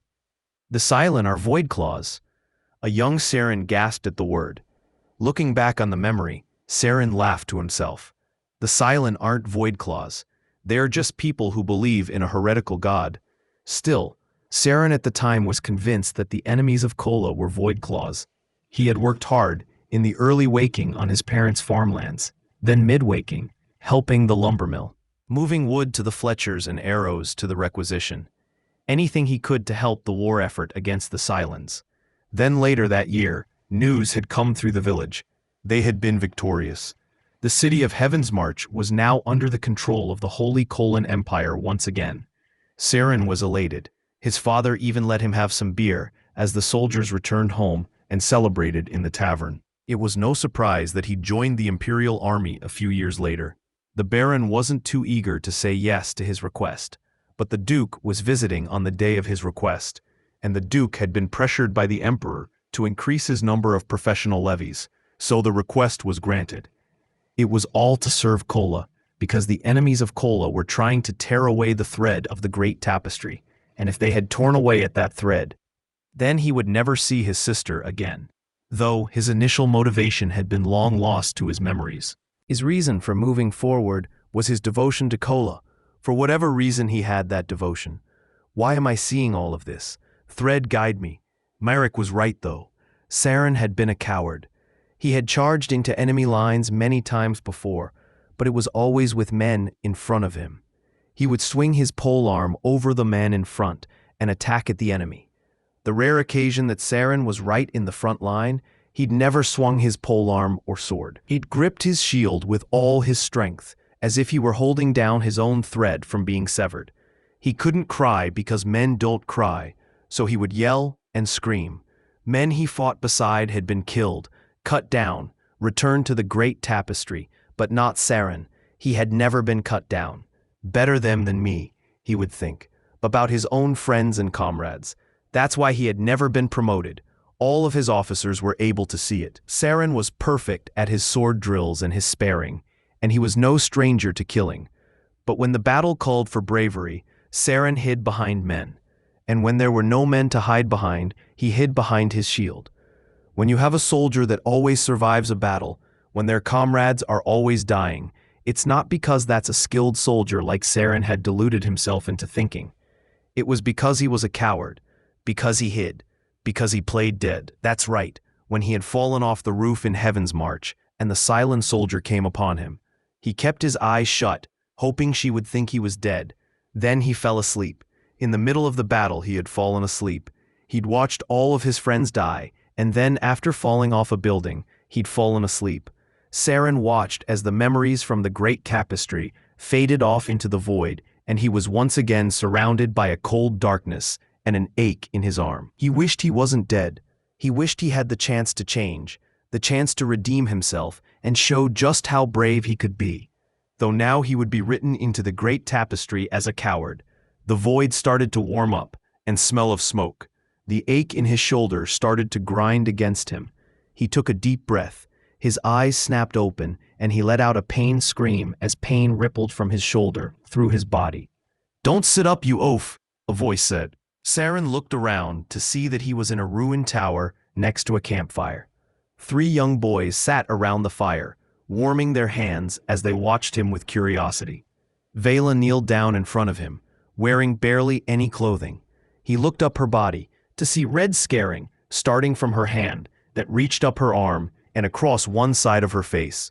She was burned badly. "We've saved you," Saren muttered. "I'm fine," she said, straining. "We've saved you, you big oaf. If you die here, we can't carry your body back." Veyla. Saren was alive, but just barely. The same could be said for her. She did what she had to do to survive, and she survived. Replaying that moment in her head, though, she wasn't sure whether she was doing it to survive or because she wanted to take the soldier down with her. That if she was going to die, they both were. It didn't matter. He was dead, and she was alive. She survived, and she completed her mission in rescuing the kids. Well, it wasn't complete yet, but all they had to do now was walk home. That wouldn't be too hard, would it? Syl's curse. They were both so injured, she wasn't sure they would be able to walk. "Cousin Veyla," Yulstan started, "can't we just leave the colonites here and return home?" Yulstan and Willaris sat on one side of the fire. Gavin Horace sat on the other side of the fire, close to Saren. He'd taken a knife from one of the soldiers' bodies.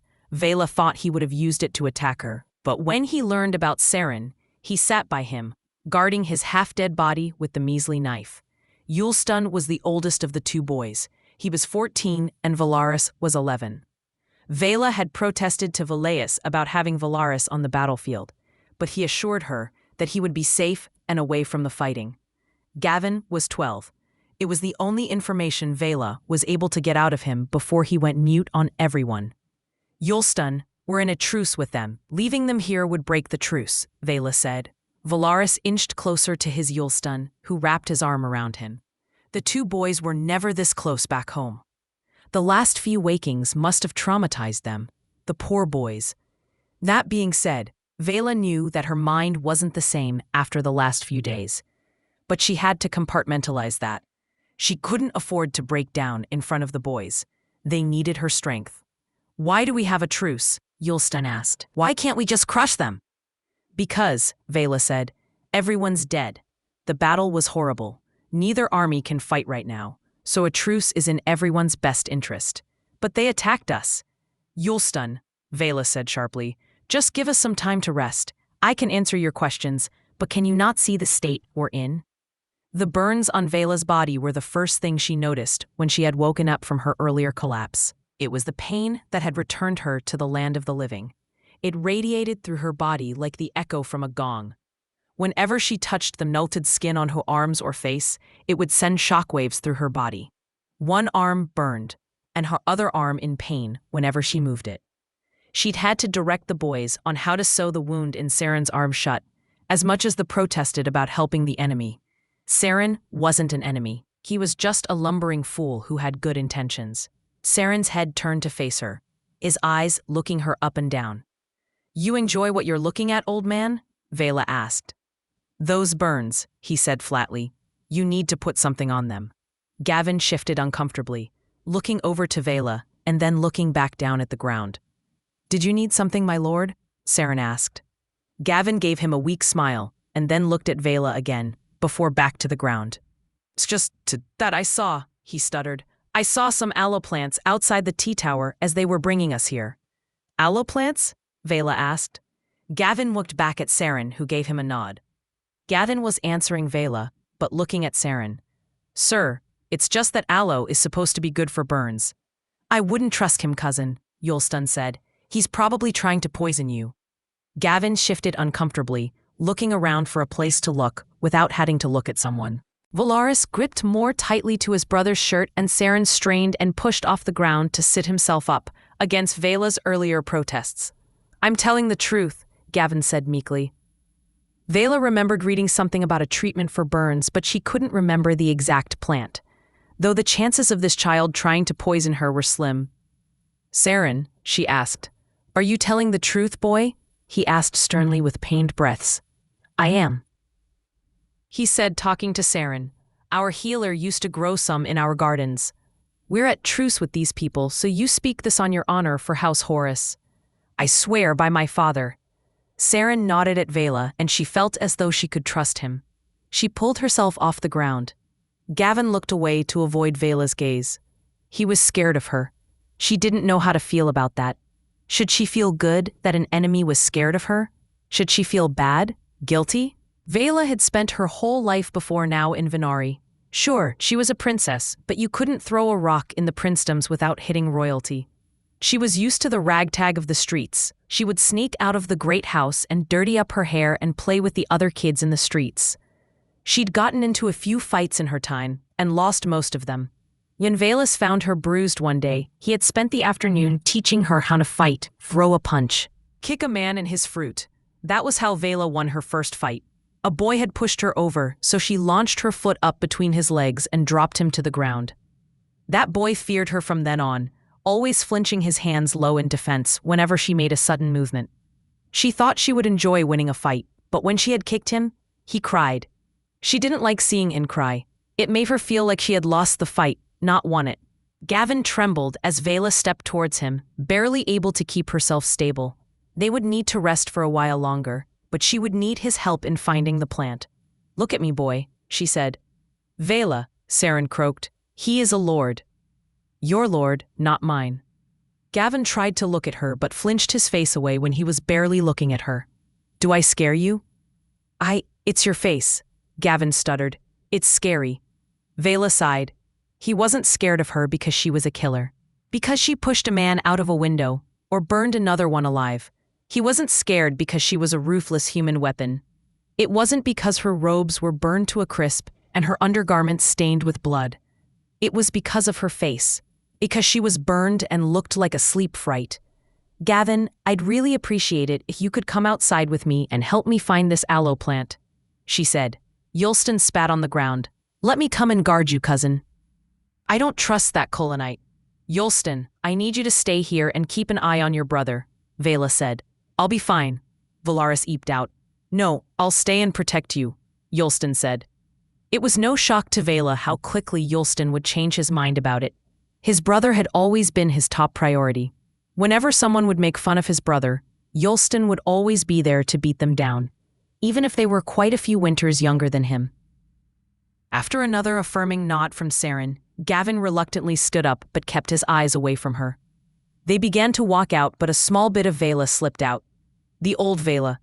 She turned to Saren and the boys with an almost playful twirl. "Oh, and Yulston, please don't kill the oaf while I'm gone." "Oaf?" Saren said. "Yes, you big oaf. That's not me anymore. I'm a weapon now. I have to be a weapon." Stepping out into the cold air of the Shadelands, Veyla felt the goosebumps appear up her arm. Her last fight had left her without robes, so now all she was donned in was a cotton undershirt and tights, which had been burned halfway up her legs. They almost tripped on a body. Gavin let out a small squeal, but Veyla ushered him forwards. This man's armor was the most intact. Perhaps she might wear it? No, he was far too big. She more fit the clothes and armor that Merrick was wearing. It didn't matter that she thought like this, because these men were dead, so she wasn't offending anyone. She was just being pragmatic like a soldier should be. Take from the dead what you need, and leave the rest. Surely that's how Saren saw it too. That's probably why he's a brainless husk in his old age. "I'm not old," Veyla thought to herself in Saren's voice. She chuckled a little, and Gavin turned to see what she was laughing at. She looked at him, and he smiled. "Your face is less scary when you laugh," he said. "Thank you, I think. Was that a compliment?" "A what?" he asked. "Compliment. Sorry, it's your accent. I can't understand." His smile faded from his face, and he went back to looking around the tower. Veyla was speaking perfectly. It was the Kolanites who pushed their R's and never pronounced their P's correctly. They spoke in a very lazy way, like a child would before understanding phonetics. Gavin ran over to the side of the tower and pulled out his knife. He must have found the aloe. She watched as he hurriedly cut away the leaves of the plant and stashed them in his pouch. How old was he again? She knew that he was a few winters younger than Yulston, but definitely older than Valaris. Why was this kid on the battlefield? Veyla almost found herself cursing the Kolanites for sending kids to war before she remembered that this whole mission was about rescuing her cousins. A couple of children who were sent to war. They were supposed to just be wine bearers, but they were still in a war zone regardless. What would have happened if she came across this boy on the battlefield, though? If his sword was raised against her, his father and soldiers behind him, egging him on for his first kill. Swinging his blade at her with tears in his own eyes, Veyla's hand twitched towards the dagger she had tucked into her tights. The slight touch from her hand, moving the metal against her skin, reminding her that it was there and ready. "I'd kill him. He's the enemy. I'm a weapon. I heard the other boy say that you're a princess. Gavin said, Is that true? He's asking if I'm a princess, she thought to herself. Here she was, imagining the ways in which she would kill this child, and he was asking her if she was a princess. It stunned her for a second, unsure of how to respond. A few moments ago, he feared her. Does he no longer fear her? Is that a good thing or a bad thing if he doesn't? Well, he pushed, are you? This was just a kid, not a soldier. Why was he pushed into this war? He should be playing marbles, getting into fistfights, betting on chicken races, not running around men twice his size with a blade half the size of his enemies. What do you think of the war? Veyla blurted out.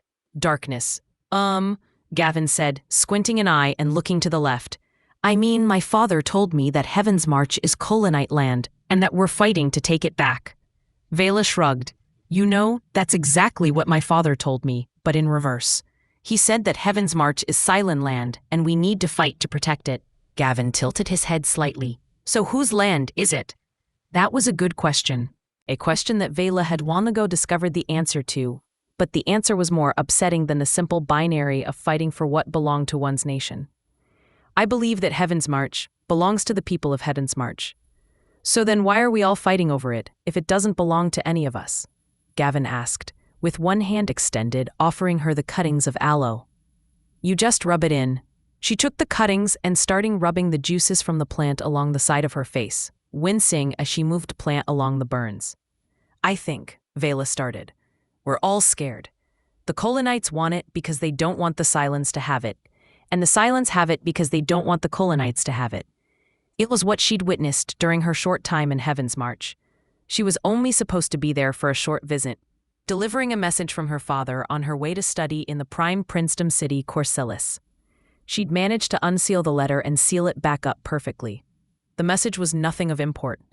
The Baron of Vastal wanted to talk to him after he'd finished his command in Heaven's March. She was supposed to deliver the letter and leave, but she wanted to stay for a few days and take in the city. It was much larger than Venari and was built with stone walls instead of wooden palisades. The most striking thing, though, was the people. They were Sylen and Kolan, laughing amongst each other, worshipping their respective gods, gambling in the streets, and buying each other's wares. These people weren't citizens of either nation, but of their small culture. Will the war stop if we take Heaven's March? Gavin asked.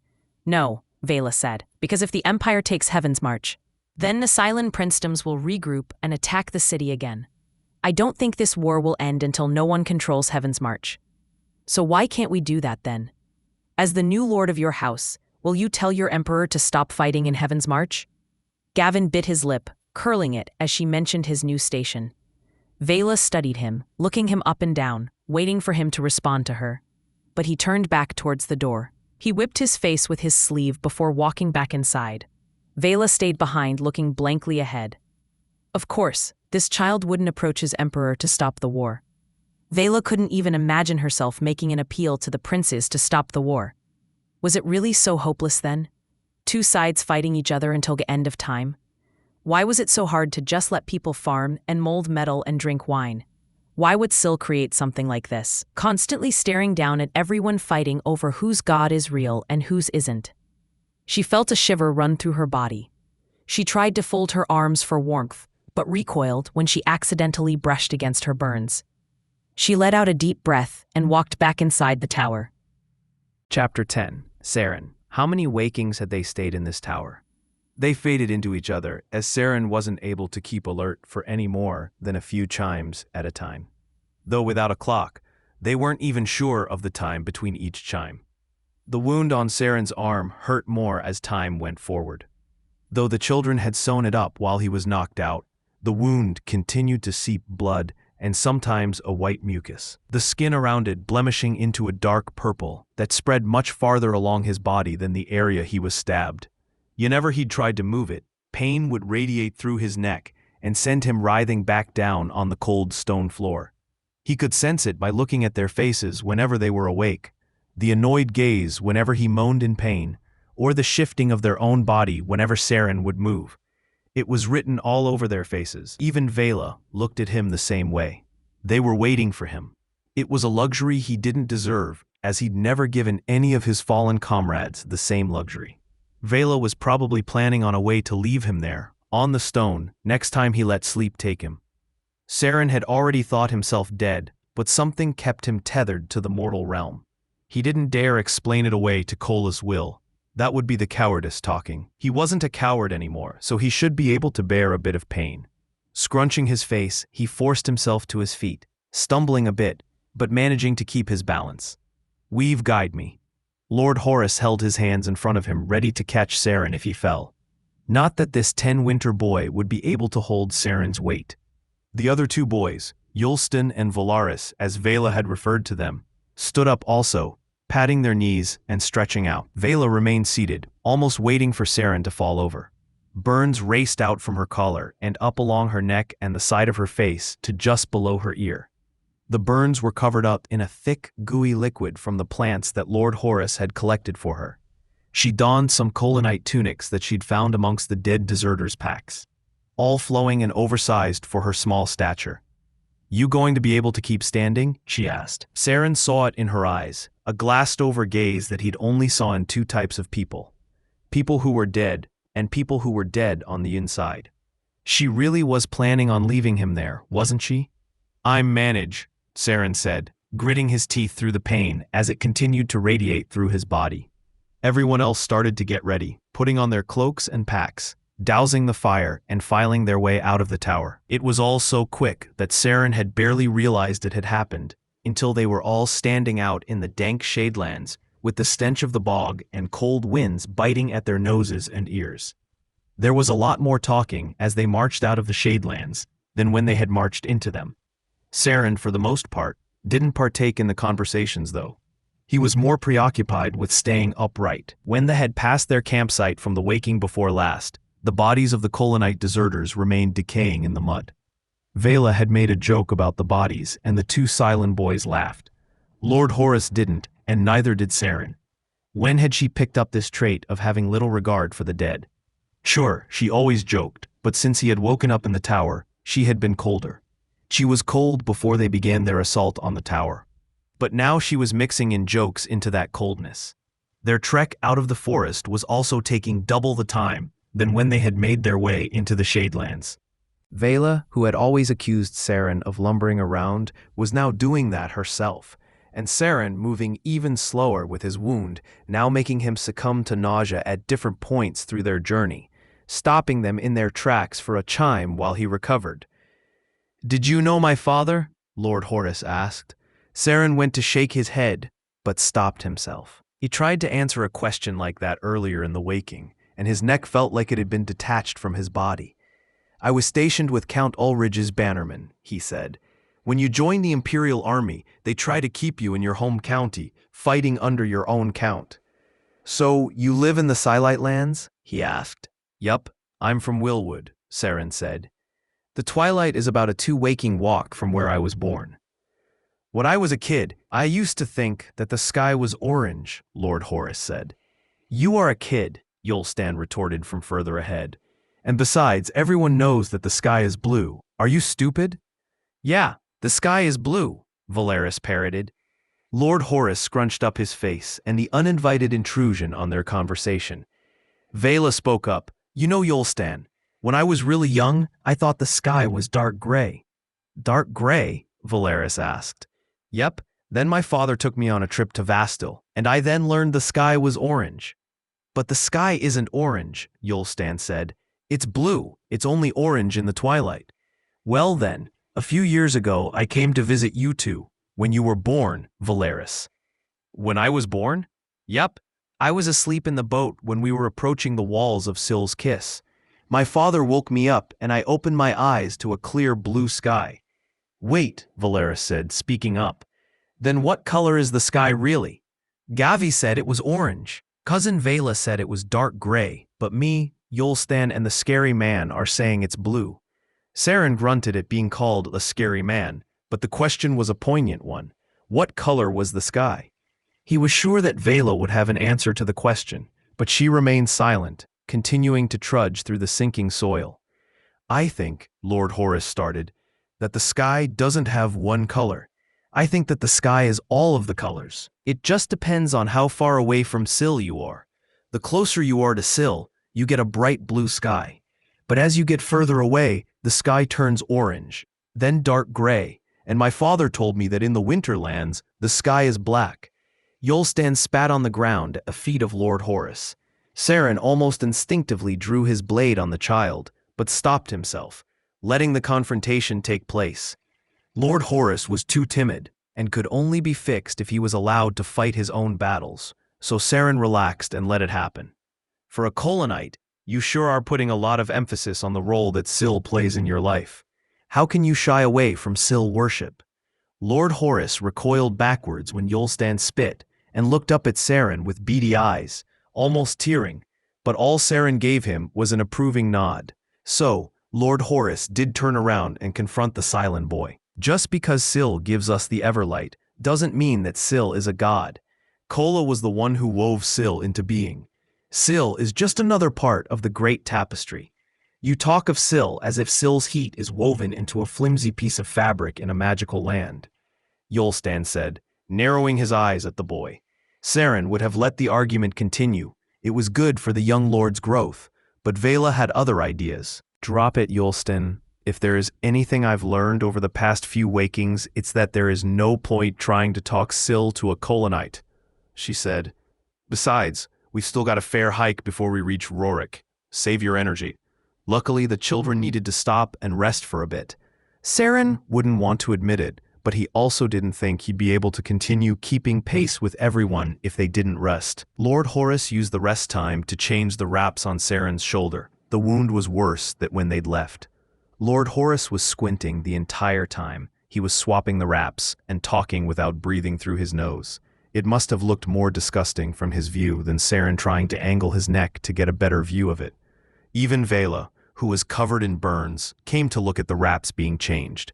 She screwed up her face at the sight of it. Syl's blessings, old man. I'm not old. Veyla flashed a curt grin before returning to check on her boys. Saren ate some stale bread from his pack as they all sat and rested. He'd have to try and pay attention to everyone else. Even though they all needed to rest, he'd have to make sure that he wasn't the reason they were resting for any longer than they needed to. He couldn't be holding them back from completing their mission.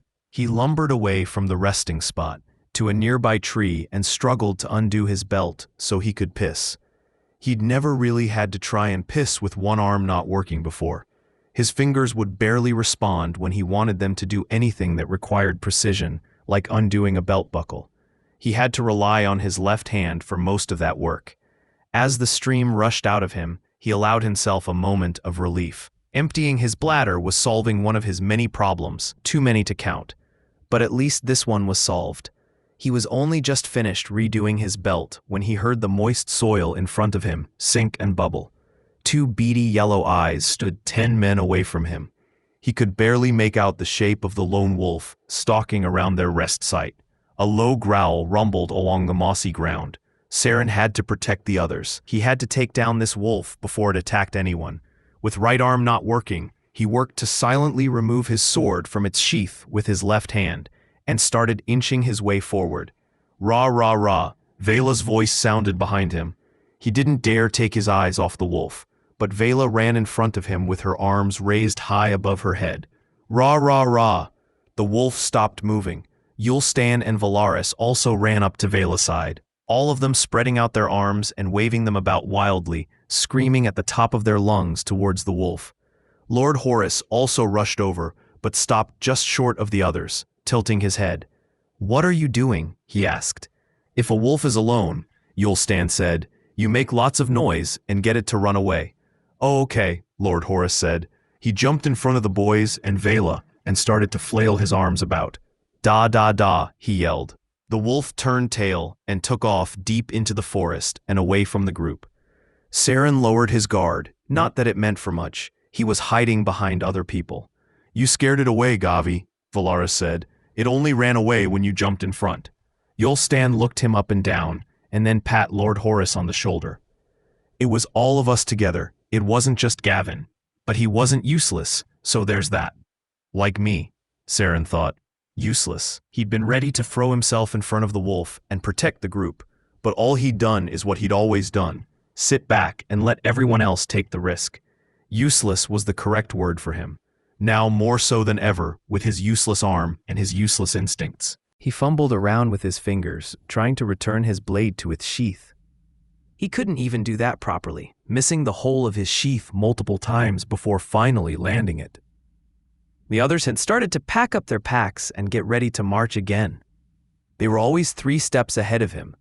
They had only just scared away the wolf, and now they were getting ready to march. It was a never-ending source of energy. Was it because of their age? Saren stood up straight and marched to the front of the group. He was the oldest, and he was going to lead and protect them. He had to, otherwise what was the point of it all? Any of it. He turned to face the group, who looked at him with a mix of raised eyebrows and tilted heads. Lord Horus smiled at him. "Hurry up, you lot," Saren said. "We've got to keep marching. We can't be resting forever." He turned and started to march in the direction of Rorick. Yulston and Valeris grumbled, and Lord Horus gave a small clap. Veyla didn't do much of anything. She packed up her things and fell in behind the group. Was this just a way for him to try and hide his cowardice? Pretend he was a man of action when everyone else does the dying for him?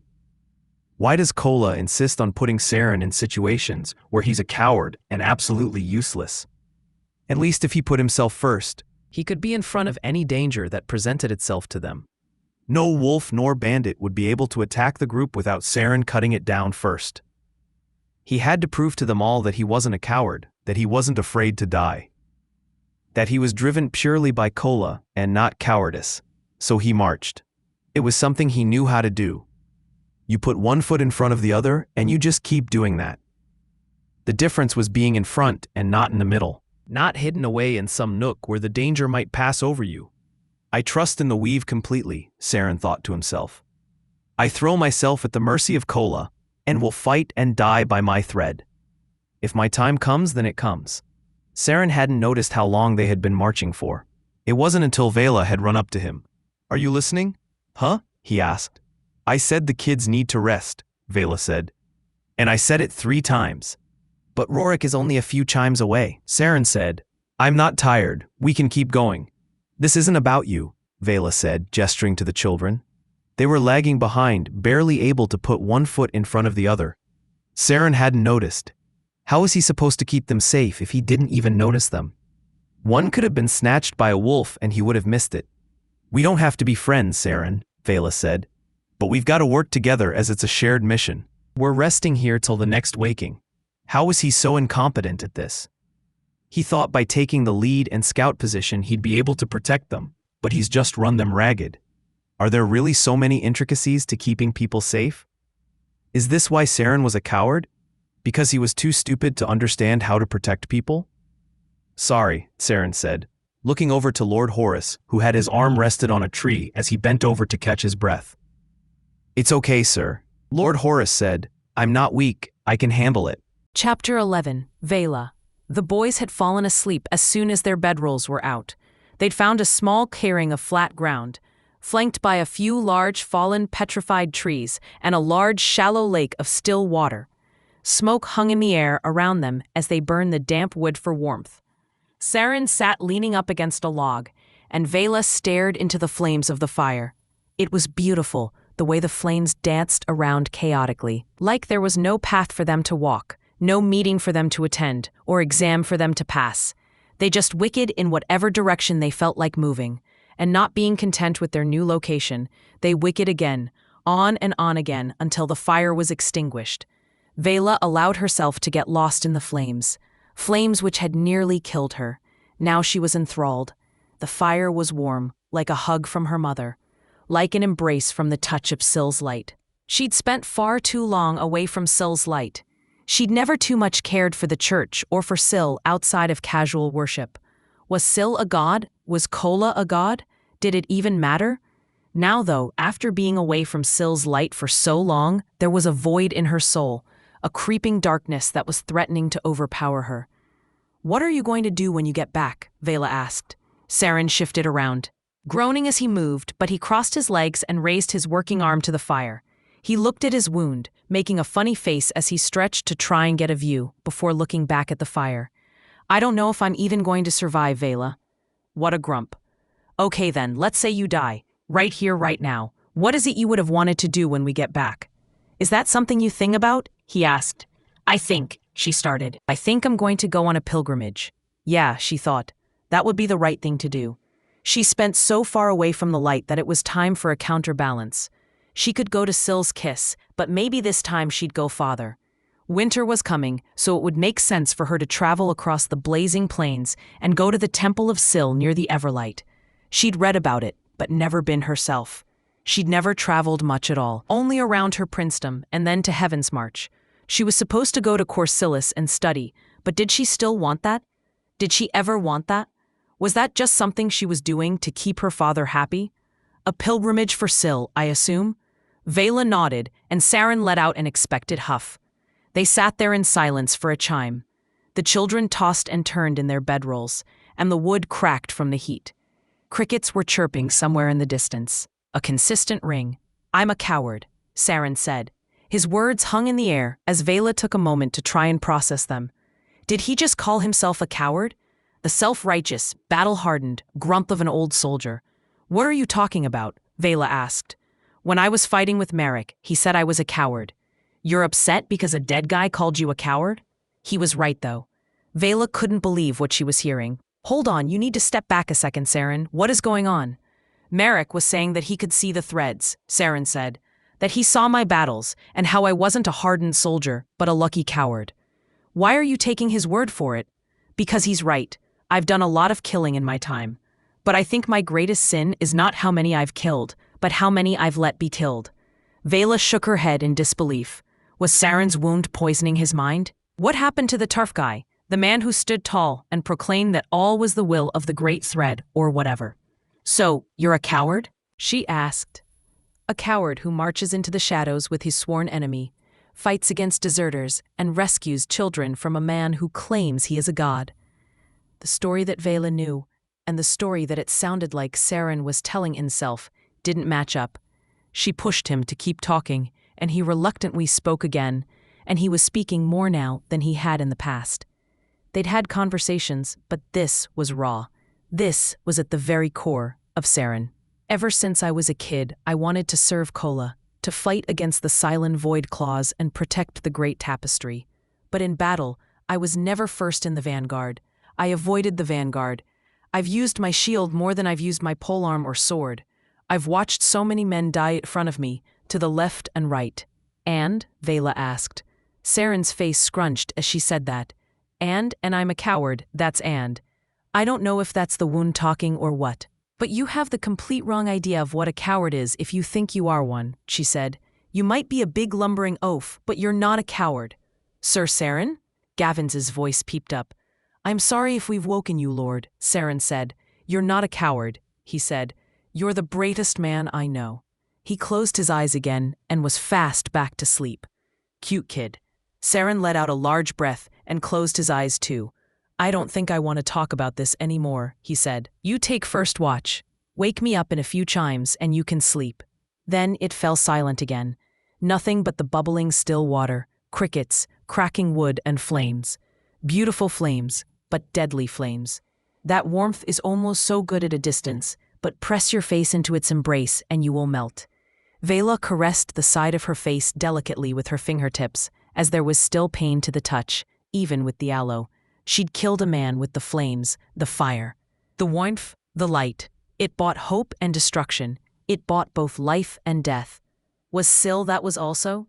Was Syl's plan for her to be life or death? Did he want her to be a weapon? Is that why he's pushed her into the Shadelands? To train her? Maybe a pilgrimage was the wrong idea. Weapons shouldn't think too much. Being a weapon was easier because you didn't have to think. Just kill. A normal person, maybe a pious person, would feel bad about killing, but as long as she could be a weapon, she wouldn't have to feel that pain. The pain of watching the light fade from someone's eyes, as if she was extinguishing a part of the flame of Syl. She wouldn't have to feel that anymore. Sure, she wouldn't be able to feel happy anymore, but was she ever even happy to begin with? The only time she could ever recall being happy was when she was playing with her brother, or when she'd sneak out and play with the other kids in Veneri. Thinking through her life, the only times she felt joy was when she forged a path of her own. But as a princess, that was getting harder and harder. Soon enough, her father would marry her off to some other prince, or maybe worse, a baron. Her life had never really been her own. She wouldn't even be allowed to be a weapon for long. Once she got back, she'd be sent by her brother to Corsilis, and after her studies sent home, then sent to marry, then made to have children, then forced to raise them. I can't even choose to be a weapon? Her watch was long. Veyla had never had to keep watch before. There were always soldiers or guards doing that for her. The first time she had kept watch was a waking ago when she was camping out with Saren for the first time, and watch was long then too. What was she even supposed to be doing? She got up at one point and walked the perimeter of the campsite, looking off into the foggy darkness for threats, listening for any approaching danger. Was she supposed to be watching a certain direction? At one point, she almost let the fire go out because she was too focused on keeping watch. She didn't notice the temperature dropping. The next waking, they had set off towards town once Veyla had woken up. She'd slept longer than she should have, but Yulston woke her up. "Cousin," he said, "we should get going. Our food has run dry and the Kolanite says we'll be in Rorick soon enough." Darkness. She hadn't been keeping track of the food. How does a group just run out of food? It was something she'd never had to think about before. As they marched, Volaris had found some berries, and Yulston managed to convince Gavin to eat them to see if they weren't poison. Gavin did so, saying that he was a brave lord. Saren marched up ahead, this time checking back to make sure they were still keeping up. His eyes darted around as he marched, hand on his sword, and snapping his neck when sound came more of a crash than a squeak. Was he acting that way because he thinks he's a coward? Is he trying to prove to himself that he's not a coward? Darkness, is he trying to prove himself to us? She thought. Maybe he felt like he didn't have a choice either.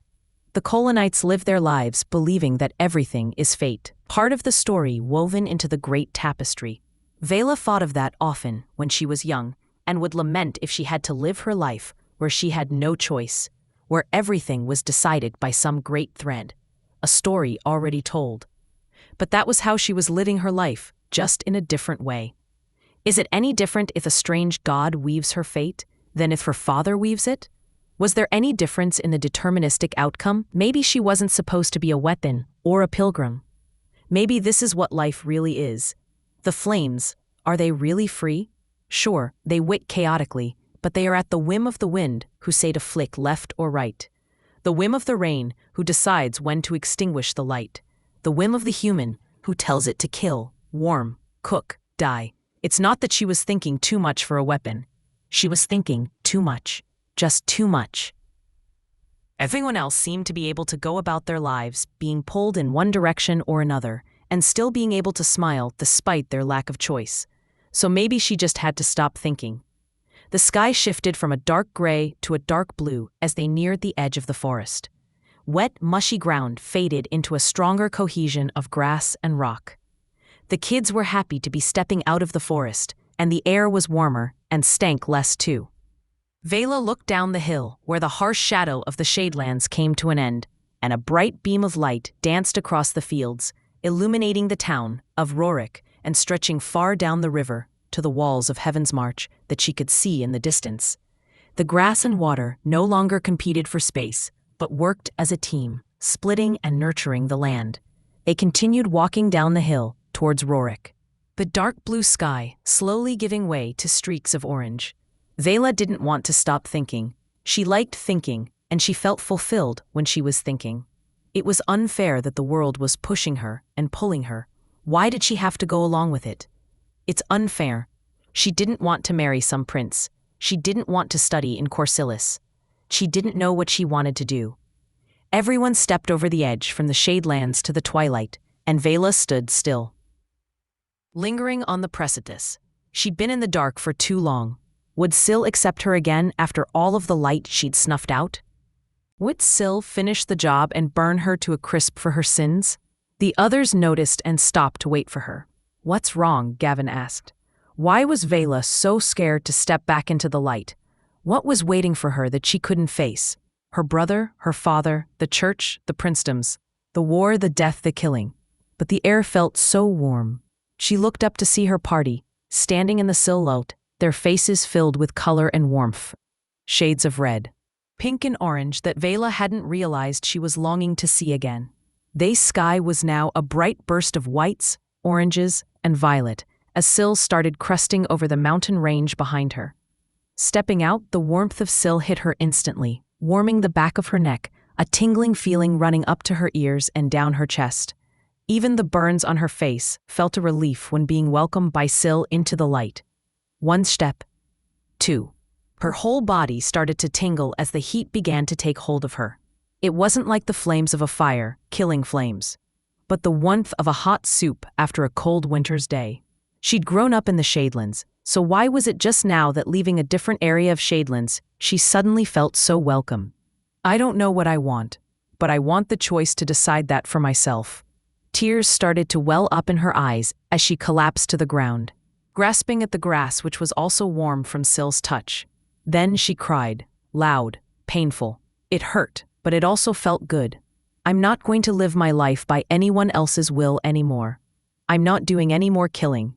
I'm not going to marry some dark prince or study at the dark college in Corsilis. I'm going to do what I want, because that's the only thing I can do to stay sane in this dark world. She cried to herself. The cries were close to screams, but each breath out was welcomed by a warm breath in, a breath of promise, hope, and freedom. Darkness. What was Saren thinking? He was probably standing still, stoic. Yulston would be confused, Gavin and Valeris probably crying with her. She opened her eyes and looked up at her group. It was exactly as she'd pictured it. Her last sob was her last as she let slip a laugh at the sight. Saren stood tall with a big scowl across his face and wrinkles upon wrinkles on his nose between his eyes. Yulston had his arms out to the sides of his waist, looking back and forth between Veyla and the two boys. Gavin was only tearing up a little to his credit, but Valeris was crying just as loud as she was. She laughed again and continued laughing louder than she was crying. Eventually, her hysteria wore off, and with a few final chuckles, she managed to push herself back up to her feet. Yulston had finally managed to calm Valeris down. You good? Saren asked. Yeah, Veyla said with a big smile on her face. Sorry, I just saw your face and got scared. Hey, she laughed, and so did Gavin and the other boys. Saren would never admit it, but she saw that even he cracked a smile across his lips. Chapter 12. Saren. Once Veyla had recovered from her impromptu meltdown, they'd made their way to the river and caught a raft across to Rorick. Saren wanted to keep marching, but Veyla insisted that she go and look for a healer while Saren finds them a place to rest. Rorick was still the same as it was a few wakings ago. The only difference was the bodies were all cleared away, but their blood still remained stained on the cobblestone of building courtyards. The lodgings at the tavern had cleared up in the few wakings that they had been gone. Saren managed to negotiate with the tavern owner that he would sweep the floors and the boys would change the straw for their stock outside. There was still plenty of chimes left in the waking for them to get all of their work done. Originally, he'd offered some tin coins, but the tavern owner wanted a sulfuric shard, whatever that was. Saren told the boys while they were changing the straw and complaining. You're an idiot, Kolan, Yulston said. Hey, Lord Horace said in his defense. You know what a sulfuric shard is, Gav. You probably have some on you now. Lord Horace sheepishly turned to Saren and pulled out a coin pouch. He could hear the coins bouncing around in the bottom, but Lord Horace fished out a small yellow something. Saren wasn't quite sure what it was. He picked it up and inspected it. He was about to bite it before the boys stopped him. That stinks like stain, Saren said, handing it back to Lord Horace. It's really expensive, Lord Horace said. The tavern owner was probably trying to trick you. I'd pay a shard to not have to lay straw like a commoner, Yulston said. Yeah, it's heavy, Gavi, Valeris complained. You can use one of my shards if you want so we can stop working. Saren went back to sweeping the dirt off the porch, clumsily gripping the handle with his left hand and trying to move it around with force and purpose. Sometimes it felt like he was just pulling all of the dirt back to him. So if those things are so expensive, Saren asked, why do you walk around with them? Aren't you afraid someone might rob you? You might do to remember, Yulston said, that we don't normally go wandering around without a large amount of protection following us. That was right. Saren had forgotten the station of these boys. They were all nobles who, up until they were kidnapped, had never even thought about the possibility of being robbed. They finished up their work for the day, and the tavern owner gave them a key to their lodging. A small bungalow building behind the tavern, with 2 beds. Saren would have to sleep on the ground, but he was used to that. After dropping off their belongings, the Sylen boys went to go and look for Veyla, while Saren walked around town with Lord Horus, who wanted to see the rest of the town. It wasn't Saren's first time in Rorick. He'd stayed here a few times before when he was on campaign in the past. Saren had fought for the city of Heaven's March 3 times. 4, if you include when he mobilized half of Willwood to put in extra work to support the soldiers when he was a kid. He looked between the buildings as he walked. The city of Heaven's March still stood tall in the distance, and save for a few toppled towers and large holes in the walls, you'd think that the city was still standing on the inside. Unconsciously, remembering his military discipline, he began to start marching until a sharp pain rippled from his shoulder across his back. He did his best to hide it from Lord Horus, who had noticed anyway. They continued to walk the streets, and Saren told war stories to an enthralled Lord Horus. Veyla says that the war is never going to be over, Lord Horus said. That the Kolanites and the Sylens are going to keep fighting because they both want Heaven's March. That, Saren began saying in rebuttal, but changed his mind. That is probably true. Don't you want the war to end, Saren? He asked. How many times have you fought for the city, for it to be taken over, for you to have to fight again? I've never really thought about the war ending, Saren said. To me, the war was a constant. If I wasn't in Heaven's March, I was in Colmanito, and if I wasn't there, it was fighting in Face or one time even Varag. But do you want the war to end? Lord Horus asked. Saren had never pondered the thought. He'd always been too busy fighting, though it was probably more accurate to say he'd been too busy hiding. I'm not sure I know, Saren said. I spent so much of my life wanting to fight against and kill the enemies of Kola, and up until recently I thought I was going to keep doing that. Up until recently, Lord Horus said. What changed?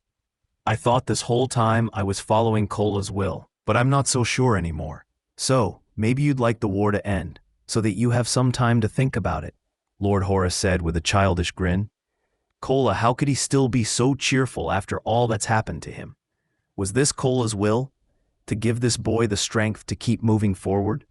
Even though his father was murdered in front of him, and he'd been held captive by a raving madman. Hey, what happening? Lord Horus ran off forward after shouting. Saren looked over and saw 2 Kolanite soldiers standing over the Sylen boys. The skin on Yulstan's face puffed, and blood dripped out of his nose as his fist was clenched. Valeris gripped onto his shirt, burying his face in the fabric. Void, Saren was supposed to be protecting these boys, and he'd let them go wandering off alone. He should have walked with them to try to find Veyla, but he let them go anyway. He thought it would be safe. He made his way over as Lord Horus pushed himself between the group. Hey, these are my friends, he proclaimed loudly. These are Sylen boys, kid, said one of the soldiers. Do you know how many people these Sylens have killed? What are you doing? Saren asked, trying to stand up as straight as he could. He placed himself between the boys and the soldiers. Lord Horus stepped forward to his side. People on the streets had started to stare amidst their daily chores. Found some Sylen boys, one of the soldiers said. Figured we'd give them a taste of what they give us all the time. Want to join in? They were asking him to join in? Did they think just because he was a Kolan that he would beat a child with them? Though if he'd been asked the question a few days beforehand, would he have joined in? That doesn't matter. What matters now are the boys, and he had to protect them. These boys are under my protection, Saren said. The truce depends on it. I'm under orders to return these boys to Heaven's March. Orders, one said. Who from? Sergeant Caden. Your orders are from a sergeant? One laughed. A captain has arrived and is regathering the troops. There is talk of the truce ending.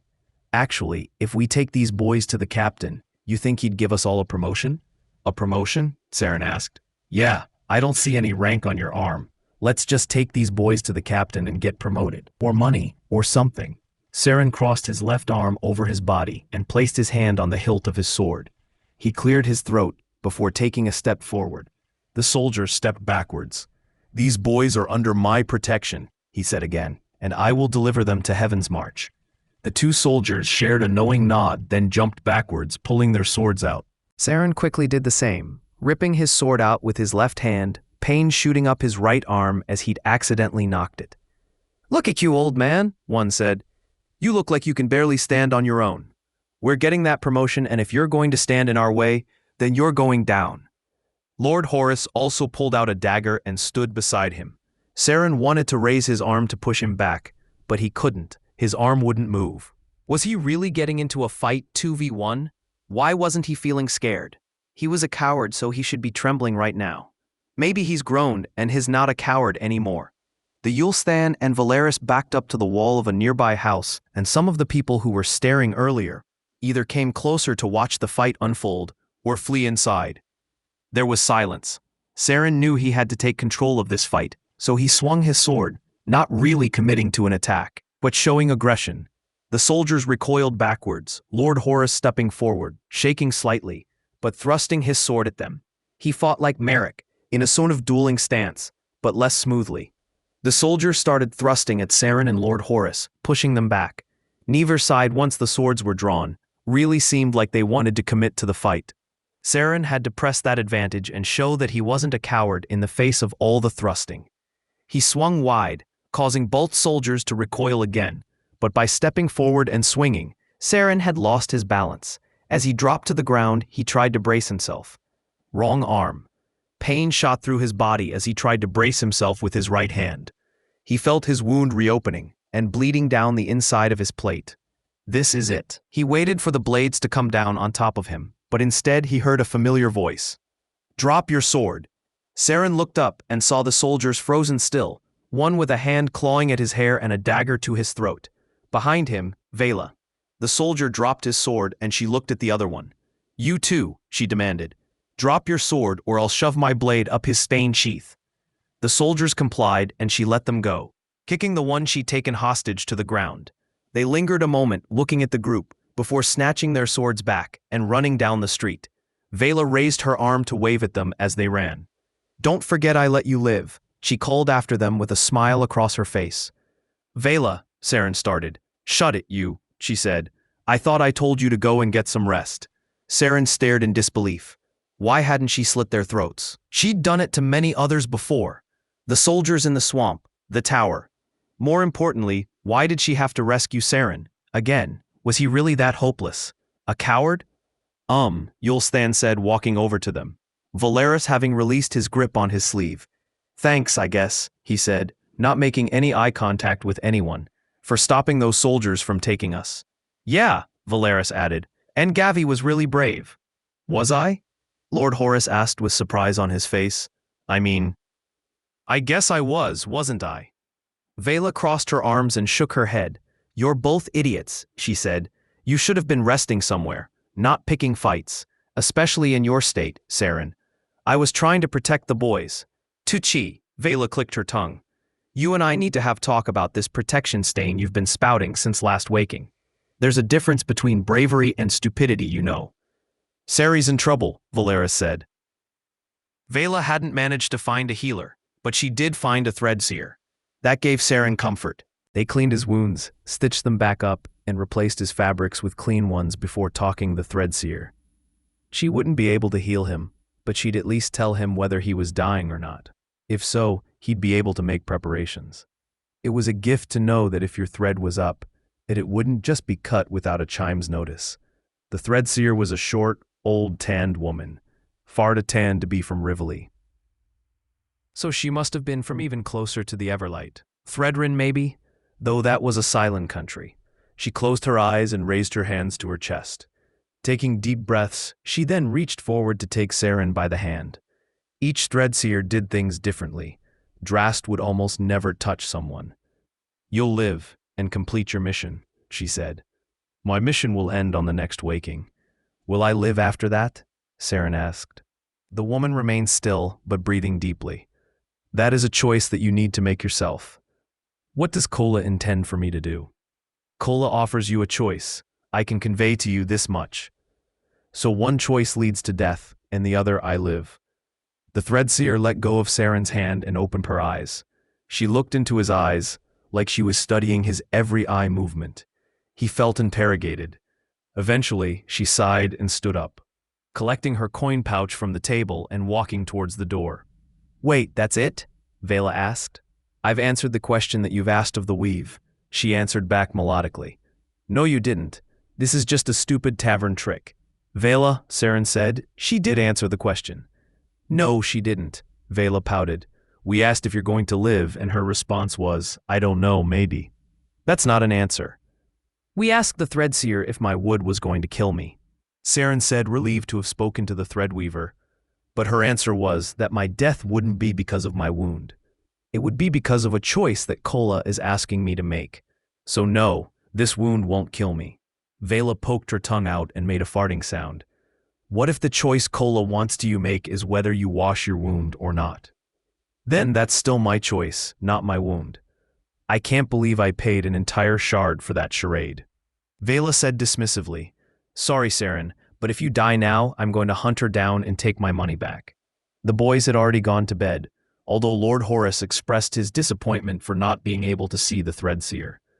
The other boys chided him for a second, but then pat him on the back, saying that they would take him to see Syl one day instead. "Is that a gift or a threat?" Lord Horace asked. Veyla and Saren still sat at the table. In silence after the Threadseer left, he had a choice to make, and it was going to be life or death. If only he knew what that choice was going to be, though surely Kola wouldn't make it that easy. It was a boon to be given a choice, to choose your way through the great tapestry. "You thinking about your choice?" Veyla asked.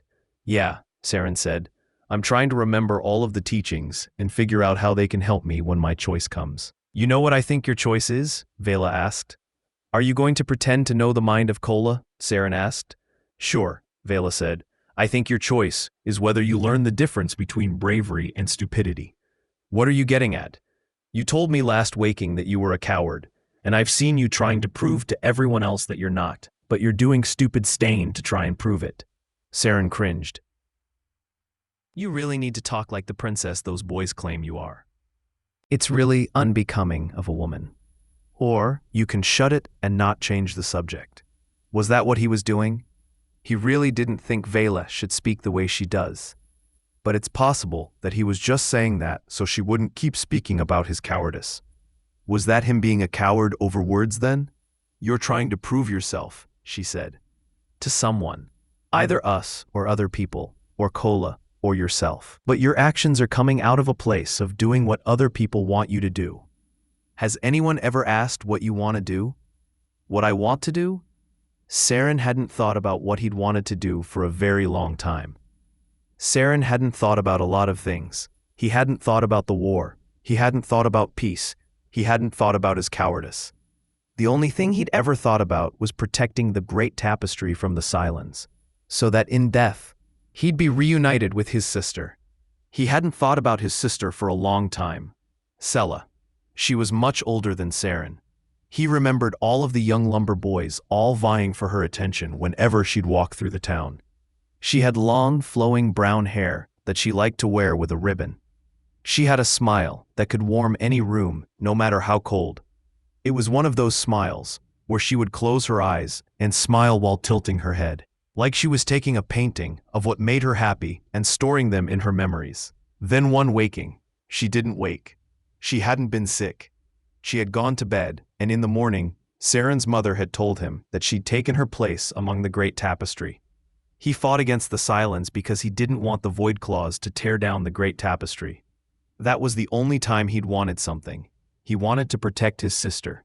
But the Sylens, they weren't Void Claws. Heretics, sure, but not Void Claws. Saren's reason for fighting no longer existed. "Well," Veyla said, expectantly, "what do you want?" "I've decided that I'm not going to live by what anyone else wants. I'm going to live my life the way I want to live it and stain to anyone else. So what about you?" "For the longest time," Saren said, "I wanted to kill Sylens." Veyla screwed up her face. "Okay, well, I don't like that want. Pick another one." "I don't know what I want," he admitted. "So then why don't you figure it out?" Veyla asked. "Stop trying to prove you aren't a coward.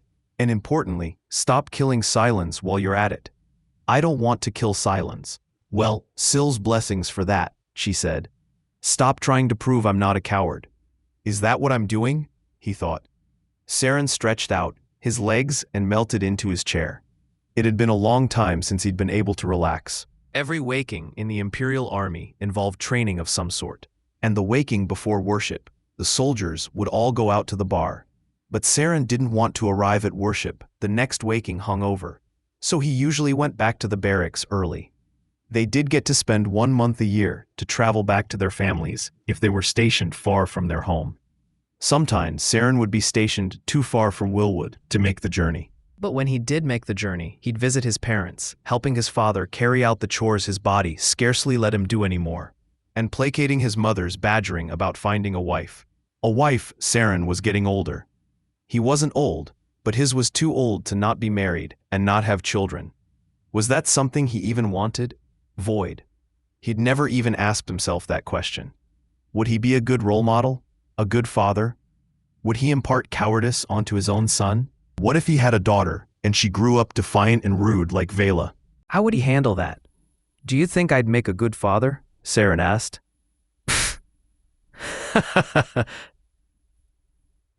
Saren mumbled, feeling deflated at her instant dismissal. Veyla, realizing what she'd done, changed her tone. No, sorry, Saren. I didn't mean it like that, she said. It sounded genuine, he said, taking a big swill from his tankard. You caught me by surprise is all, she said. So you're not a father already? Saren raised his head to look at her and shook his head. She sat with her unburned side facing him. It was a habit Saren had noticed her pick up. Whenever she was around them, she'd face her scarred side to the outside of the group. Well, do you want to be a father? Veyla asked.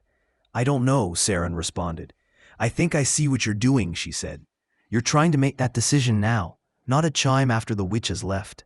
Saren trembled lightly when Veyla called the Threadseer a witch, but maintained his composure.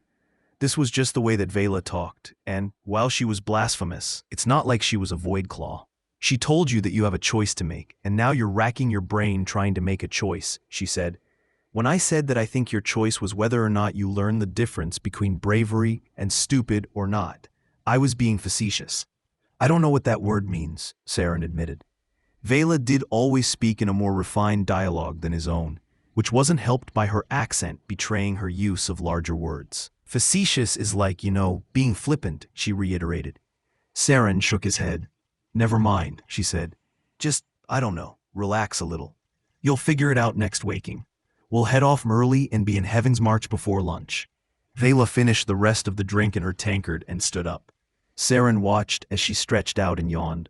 Oh, she said, I told the boys to all share a bed, and I'm going to sleep on the ground, so make sure you rest that arm up. I can't let you do that, Saren protested. Sorry, old man, she said, walking towards the room. Decision's already been made. Syl's blessings. Veyla walked over to their room, which was at the side of the tavern. She pushed the blinds around her and walked in, leaving Saren sitting alone at the table. He considered another drink and then decided not to. He'd seen what happened to men who drowned their sorrows in drink. So he just sat there for a few more chimes, wondering, pondering. His eyes started to get heavy, and he retired for the waking. He didn't know what the next waking would bring, but he knew that he would have to choose one thing or another. Chapter 13 Volaris, Gavin, and Yalstan. The adults always slept longer than Volaris. As far back as he could remember, when he was in a crib, he'd be waiting for adults to come and pick him up. Crying usually worked. Even when he was a little kid and had his own big bed, he'd be up roaming the corridors of the castle chimes before anyone else in the castle, other than a few of their servants. Sometimes if he was lucky, the head chef would be awake and fix him some hot milk and bread chips. This waking was no different to any other, but the light from Syl streamed through the windows all through their rest, making it hard for Volaris to stay asleep for very long. In the castle, they had big curtains which covered up Syl's light while they all slept. His mother thought it heretical, but father insisted on having a good rest in the darkness, sure that Syl's light would still hit the outside of the castle, and so that meant we were protected. Volaris wriggled around a bit. He'd already slept and now he was bursting with energy. He stretched one leg out as far as he could, then the other. Then his arms, accidentally knocking Yalstan. Go to sleep, Volaris. Yalstan snapped in a mumbled tone before rolling over. I've already slept though. Shh. Yalstan was boring now. He was becoming like an adult, always wanting to sleep in the morning. It was ever since he got his man voice. He slept longer and he wanted to start playing with girls instead of Volaris. Volaris sat there for a moment longer before sitting up. I need to pee, he thought. Looking around the room, he saw cousin Veyla curled into a ball in the corner, sleeping on her bedroll with her covers over her head. Sari was snoring really loudly too. He was on the bed. That was weird. Volaris had always been taught that we should take care of women first, so Veyla should have been on the bed, not Sari. Though Sari did have a sore arm, so maybe that's why? But then cousin Veyla got burned so she was also sore. Too many rules, also, he needed to pee. Volaris tried to sneakily shift his way out of the bed, but both Yelstan and Gabby rolled and mumbled as he was crawling over them. Gabby didn't have a man voice yet, but he did act like a man. Sleeping in and grumbling. He walked over to the chamber pot in the corner of the room, but as he looked in and saw that the servants hadn't emptied it, and there was a big poo in there. Ew! Volaris decided that it would probably be better if he just went outside to find a tree. As long as he didn't walk too far from the tavern he wouldn't get in too much trouble. Besides, everyone was asleep, no one would know if he just popped out for a pee. He pushed the curtains aside and walked into the main hall of the tavern. Orange light peeled in through the windows of the empty room, casting long shadows towards the bar when a fat man slept, hunching over the table with his glass still in his hand. Volaris giggled at the fat man. He'd have to tell Yelstan and Gabby about it later. The rest of the bar was empty, but only for a moment before a lady with long brown hair and smooth tan skin walked in carrying a mop. It was when Volaris tried to walk forwards, he realized that the floor was really sticky. His footsteps creaked the floorboards and the lady looked at him. "Oh, sorry if my cleaning woke you," she said. "No," Volaris said, "I need to pee." The woman walked over to him and knelt down. "There should be a chamber pot in your room, I can show you where it is if you like." "I don't want to use that one," he said, "it stinks and there is a poop in it." The lady laughed a little. Did Volaris tell a joke? That's what chamber pots are for, stain and sherry. "Hey!" Volaris said, "You just said a bad word." "You're right," she said, "sorry about that." "Do you have milk and bread chips?" Volaris asked. The lady tilted her head. "Milk and bread chips? Yeah, when I wake up at home, the servants get me milk and bread chips." "Servants? You must be a very important person to have servants." Volaris grinned ear to ear, "I'm the brother of the future Prince of Syl's Kiss." The lady offered a weird sort of bow or curtsy, or maybe both. It wasn't how people normally did it. She walked over to the bar and looked underneath. Volaris walked over to her, standing behind the bar, and she pulled out a few sticks for something dry and brown, but pink. "If you don't tell on me," she said, "you can have some hog crackling." "What's that?" he asked. "It's burned pig." Volaris giggled and the lady also giggled, but raised her finger to her mouth to hush them both. Volaris had a bite and it was hard. He had to bite down really hard before he could get a bit to break off in his mouth, but it was really tasty. He sat at a table munching on the pig sticks while the lady went back to mopping the floor. The man at the bar grumbled and farted in his sleep to the amusement of Volaris. The lady would look at the man, then back to Volaris, then waft her hand in front of her nose, making Volaris giggle a little louder. The laughing made him remember his original mission, because each time he laughed, he could feel his stomach getting fuller with pee. He hopped off the chair and went marching towards the door. "I gotta go find a tree," he said, "I really need to wee." He pushed his way out the door. "Wait, I can just..." Volaris didn't hear what she was saying, and he wasn't even paying attention to her. He really needed to pee, so he jumped into the streets off the small stone steps of the tavern. The twilight still burned the sky a fire orange, piercing through some gathering clouds, the land basking in its light. Volaris looked around the cobblestone town square. The sound of the river rushing down the street reminded Volaris of how bad he needed to pee. He darted quickly around the back of the tavern and found the tree he used last waking, while they were cleaning out the tavern stockyard. Volaris ripped at his belt buckle, trying to pry the little metal part free from the leather, but he'd done it up too tightly. He did, after a little more effort, manage to get it free. The worm traveled fast out of his tummy, and Volaris felt a weight had been lifted of his body as the stream rushed out.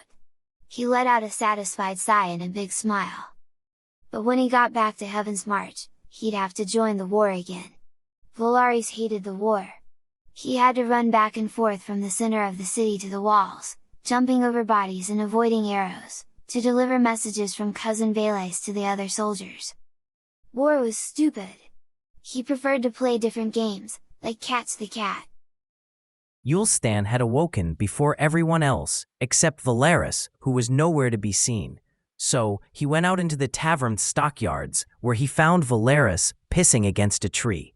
He shook his head and started practicing his sword drills. Last waking had been an embarrassment. He'd let a bunch of Kolan soldiers get the better of him and punch him, but they were just a bunch of untrained swine. If he'd remembered his training, he probably could have cut them down where they stood. Instead, he had to rely on Saren. Worse, he had to rely on Gavin to jump in front and protect them. What an embarrassment.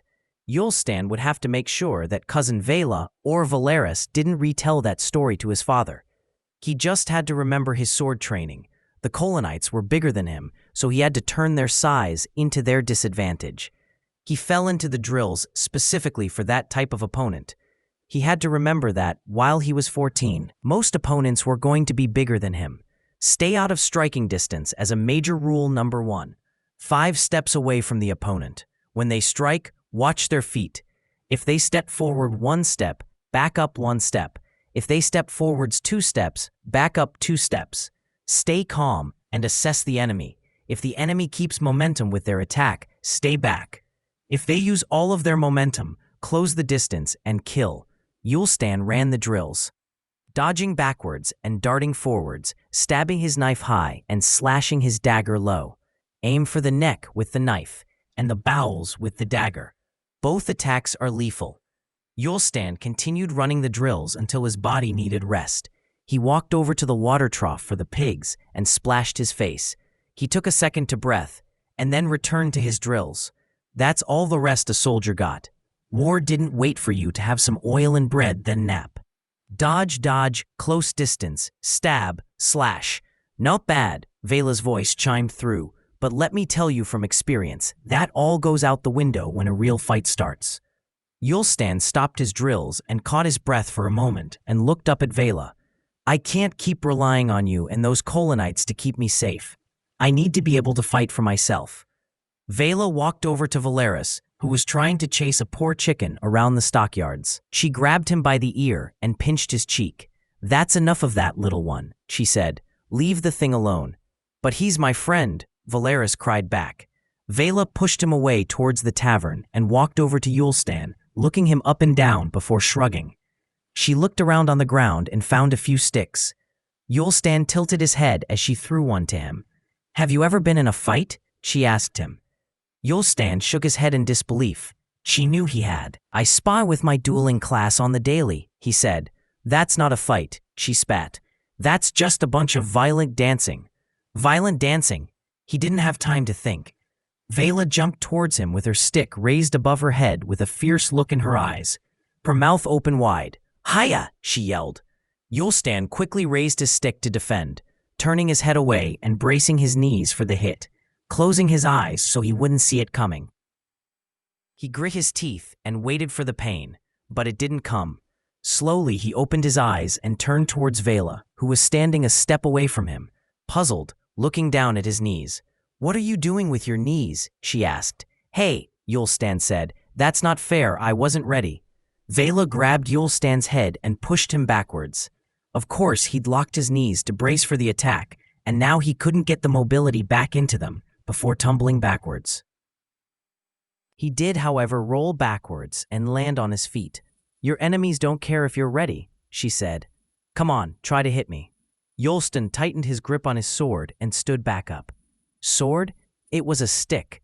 He needed to remember that so he could go all out against Veyla. What she was saying made sense, but it was a cheap shot. If he knew she was going to attack, then he would have been ready. He stepped towards her, holding the stick in his right hand, and started to circle around her, keeping 5 feet away. She turned with him, her guard up as she did. He stepped into her range a few times, feinting her as she would thrust the stick at him but keep her guard up. This was the kind of fighting he was trained for. She was still bigger than him, though, so he would have to wait for her to attack.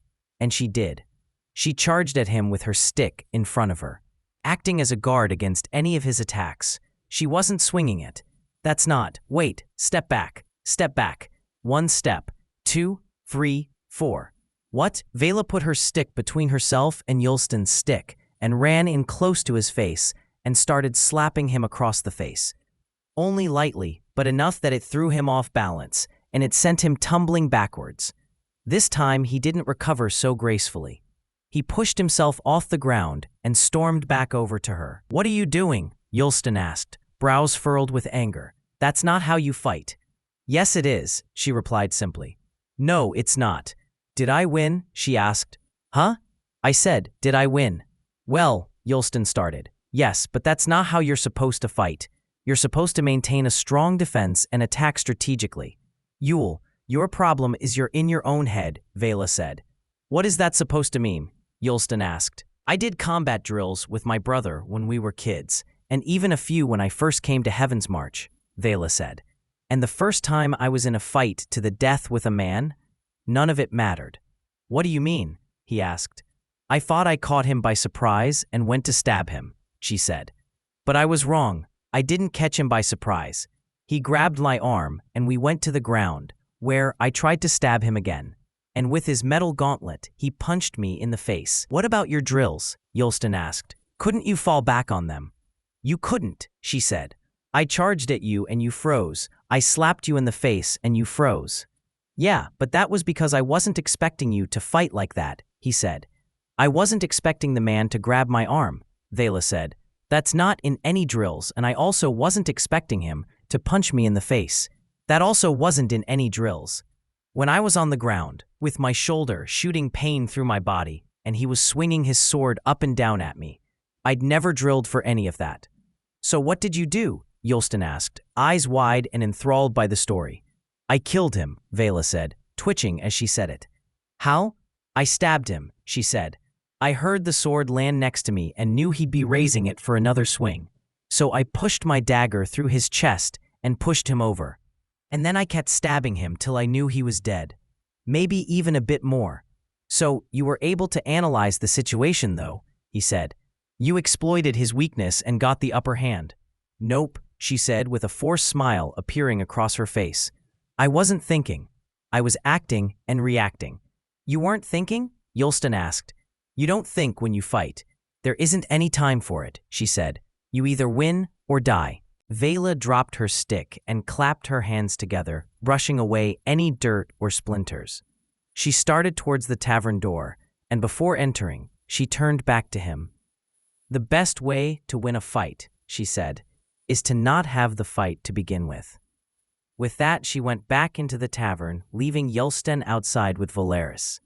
Upon her leaving, Valeris went back to chasing the chicken. Yulsten walked over to the fence and leaned up against it. Cousin Veyla was only trying to help him, but it pissed him off so much. He couldn't just not train, so what was he supposed to do then if training went out the window the second a fight started? He remembered hearing Veyla's guttural screams from the hallway as he was tied up at the tower. He watched the guard walk out of the room and then draw his sword. Then there was silence. The start of the fight sounded like they were both following combat drills. But then the man yelled. Then Veyla yelled. Then Veyla screamed. It was a scream that, until that point, had been the loudest he'd heard. Then she screamed even louder. Then they both started screaming till the air had left their lungs, and they would breathe to scream again. Then silence. Most of that fight sounded like screaming. So did that mean Veyla was right, and that fighting was just a chaotic mess? Yulsten shook his head. There had to be a better way. He needed to get stronger so he could protect himself and one day lead Syl's Kiss as a strong warrior prince. Gavin walked with Saren as they lead the group on the road towards Heaven's March. Earlier that waking, Gavin had gone through the markets to purchase some smoked meats for everyone to snack on while they walked. It would also help keep their energy up so they could get to Heaven's March much faster. The maids always told Gavin the breakfast was the most important meal of the waking because it had been so long since one had last eaten. Thinking back on it though, they had likely said that to ensure he was eating enough food. He'd always been quite thin as a child, but now his shoulders were starting to broaden out. That's what his mother had said anyway. Saren walked beside Gavin with a towering presence. His back was straight, and he marched with the gait of a strong soldier. His narrow eyes focused on the horizon, the gray stubble of his beard catching the orange of the twilight sun. He was amazing. After all of his injuries, he was still able to walk tall and march as the vanguard for their group. It was Saren's persistence, or as the Sylen lady would say, stubbornness, to keep moving forward that inspired Gavin. Even the other waking, as they marched through the Shadowlands, Gavin tried to keep up with Saren, to prove that he could be strong, like him. "Why did you join the Imperial Army?" Gavin asked as a genuine question. He knew most levies were forced from a lord's population. But the people of the Imperial Army chose to join. "I wanted to fight against the Sylens," Saren said. "Though after the last few wakings, I'm not so sure I believe that anymore." What Saren had said was poignant, but Gavin's questions was designed to lead into another one. "But why didn't you swear your sword to your baron or your count or duke?" Gavin asked. "Why swear it to the emperor?" They continued walking, their feet crunching on the dirt road underneath them, distant rumblings of thunder rolling through the air. Saren broke his stare from the road and looked up at the clouds as they thundered. He pondered for a moment. Gavin could tell he was thinking, as it was the face his father used to make when he was thinking. "My ambition was to fight against Sylens," he said. "I remember talking to my mother about it at the time, and she told me that I'd get caught up in fighting skirmishes with other Kolanites if I pledged to the Count. I think she was just trying to stop me from picking up a spear." Saren paused for a long breath. "So my solution to that was to pledge for the Emperor. That way I would only fight Sylens." "Did it work?" Gavin asked. "No," Saren said. "About 10 winters after I joined, I was fighting against Kolanites in Colmanito. It was only a short war, and we ended up having to cede back the land we took." Gavin tried to slow his pace, hoping Saren would notice and do the same. But he didn't, so Gavin gained pace again, jogging to catch up to him. Saren was the closest thing he had to a father now, someone who could lead him in the ways of being a man. He fidgeted with his fingers as they walked in silence for a bit longer. One thing that Saren wasn't good at was keeping a conversation going, though maybe that was just a noble pleasantry and not really important. It didn't stop his mother from scolding him if he didn't follow customs though. "So, would you swear to a lord now?" Gavin pushed out, resorting back to his shy tendencies, looking away, fidgeting, biting the inside of his lip. "Are you," Saren started, "are you trying to ask me to swear to you?" he asked. "Sorry, it's probably a stupid idea," Gavin said, losing all of his motivation. "Just forget I asked it." Saren wouldn't let him end the conversation there though. Of course, now he wants to keep talking. "It's just I'm surprised," Saren said. "Why would you want me to swear to you?" "Well," Gavin said, taking a large breath to steel himself, "it's because you're one of the most brave and heroic man I've ever known." "Me?" Saren said with his eyebrows raised in confusion. "Yeah, you killed Merrick. He was a bad man, but he was also really strong, and you killed him. The man who killed my father, you got justice for that. For me. I just got lucky with Merrick," Saren said. "And your wound as well," Gavin continued enthusiastically as well. "We rested for a waking, and then you were ready to go, marching forward despite it. You jumped in front of the wolves with your sword, and you were marching so hard that the rest of us couldn't keep up." "For a Kolanite," Yulstan chimed in behind them, "you have my thanks for helping my brother and me last waking. That's why, I mean, if it's okay with you, I want to have you by my side," Gavin said. "My father's men, they killed him, and they've abandoned me, but you are someone I trust." Saren stayed quiet, but his pace had finally slowed to something more comfortable for Gavin. They strode side by side. "Are you going to answer him?" Yulstan said, breaking the silence. "It's not your place, Yul," Veyla chided him. "He's been asked to swear fealty," Yulstan said. "The least action he could take would be to answer him."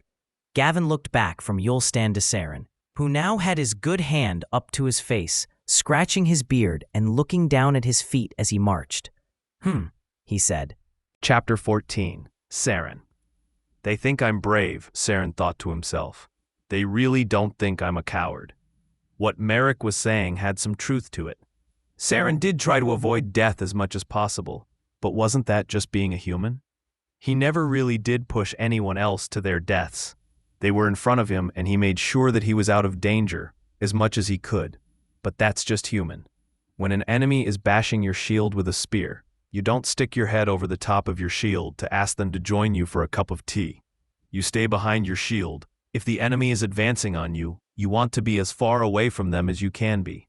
It wasn't Saren's fault that other soldiers were unlucky to be caught in the front lines. Are you going to answer him? Yulstan said, breaking the silence.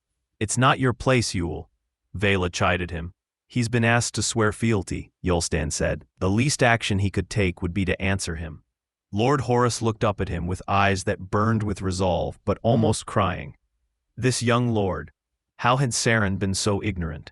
He'd been trying to copy him, ever since they left the tower. When they scared off the wolves in the forest, he looked to Saren for approval. But Saren was too busy tearing himself down to even notice. When the young lord jumped in front of Yulstan and Valeris to protect them. He was trying to be like Saren. Brave. Saren was just completing his mission. Bravely. Saren hummed, amusedly to himself. The boy looked up to him. He was a role model for him. So, will you? Lord Horus asked. But if Saren wasn't a coward, then why hadn't he been promoted in all of these years? Why did the Imperial Army not recognize his efforts and promote him? He'd have to ask Caden when he got back.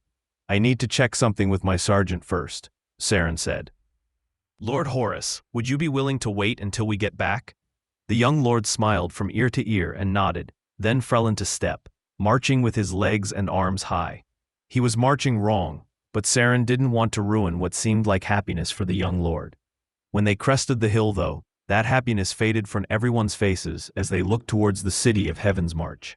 On one side, flags of the Holy Empire hung proudly down the side of the parapets. On the other side, Sylen flags blew in the wind. On the road leading to the Silway Gate, forces were mustering on either side, just out of arrow range of each other. The Kolanite cavalry were forming up into charge formations, and the Sylens were hurriedly placing sharpened pikes into the ground. Drums and songs from each camp were playing loudly, trying to drown each other out. A Kolan man ran from the vanguard to within firing range of the Sylen archers, who did fire at him when they noticed, but not before he flung what was probably his own stain at them. A hazing ritual for new levies. The arrows missed him and he sprinted back to his own lines. This was war. Almost, it hadn't started yet, but it was about to. Saren placed his hand on his sword and turned to face Veyla, who had protectively pushed the two Sylen boys behind her. Holding her arms out to the chest of each one and staring sternly at Saren. I think this is where we part ways, old man, Veyla said. Not as enemies, preferably, she said. She was right. Even if the war did start up again right now, a skirmish between Saren and Veyla atop a hill nearby would benefit no one. We don't have to fight, do? Lord Horus asked, almost pleaded. Veyla looked back at Saren, waiting for him to speak. Saren sighed, removed his hand from the hilt of his blade, and shook his head. He didn't want to fight them. They weren't void claws, and they weren't coming to tear down the great tapestry. In the back our minds, Saren said. We knew this was coming, didn't we, Veyla? He looked over at his shoulder and winced in pain as he tried to move it.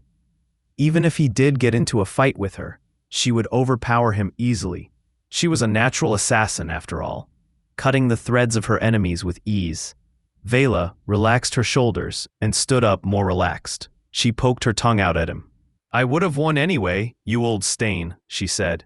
Weave save us both. That's a bad word, Valeris piped up. That made Saren laugh. The young boy was scolding his older cousin for swearing. Veyla looked over at Saren, laughing with a confused expression at first. But then, she too became overwhelmed with laughter. She grabbed her stomach, stood up straight and leaned backwards, laughing at the sky. Yulstan also started laughing, and then Lord Horus. Eventually, even Valeris started laughing. Why are we laughing? He said as they all bellowed together. That made them all laugh even harder. We're all just people. We swear, we get scolded, we laugh, we cry, we hunger. For the first time in their journey, Saren had completely forgotten the distinction of Sylen and Kolanite as he laughed with his friends. The need to breathe did override the fun, and slowly, everyone started to catch their breath. Veyla looking up and wiping tears away from her face. Saren wasn't ever good with reading people's emotions, but he could tell this time that even though she smiled, Veyla was sad. "Okay, you've tried to kill us with laughter," Veyla said, "but now we really need to get going." Yulston stepped forwards and approached Lord Horus, looking him in the eyes before gripping his arm tightly. Lord Horus returned the gesture. Once they were done, Yulston fished around in his pack and pulled out a crude wooden carving of a bear and handed it to Lord Horus. "This is payment," Yulston said, "for helping me out last waking. But one day, I'm going to return the favor, and I want that bear back. You hear me, Kolanite?" Lord Horus nodded, and Yulston turned, walking away, and he continued to walk, not looking back. Veyla grabbed Valeris by the hand and ushered him along. "Bye-bye, Gavi.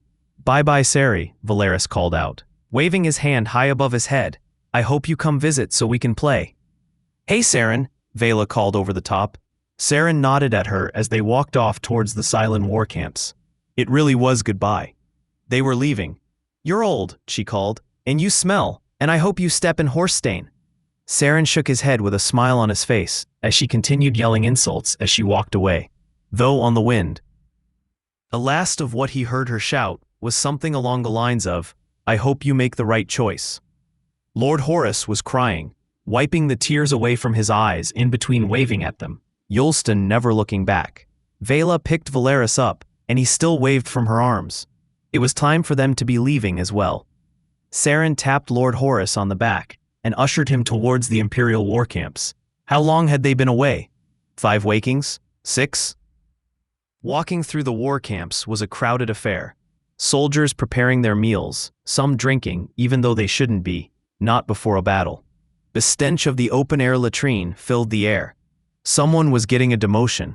They measured the wind wrong when they dug it. Lord Horus stayed close to Saren's side as they walked through to the center of the camp. The soldiers in Rorick must have told the truth about a captain arriving. There were more troops here now than when he'd left. The center of the camp was staffed by a sergeant, not Caden. He directed them to enter the city through the north gate. There was a command post within the city apparently.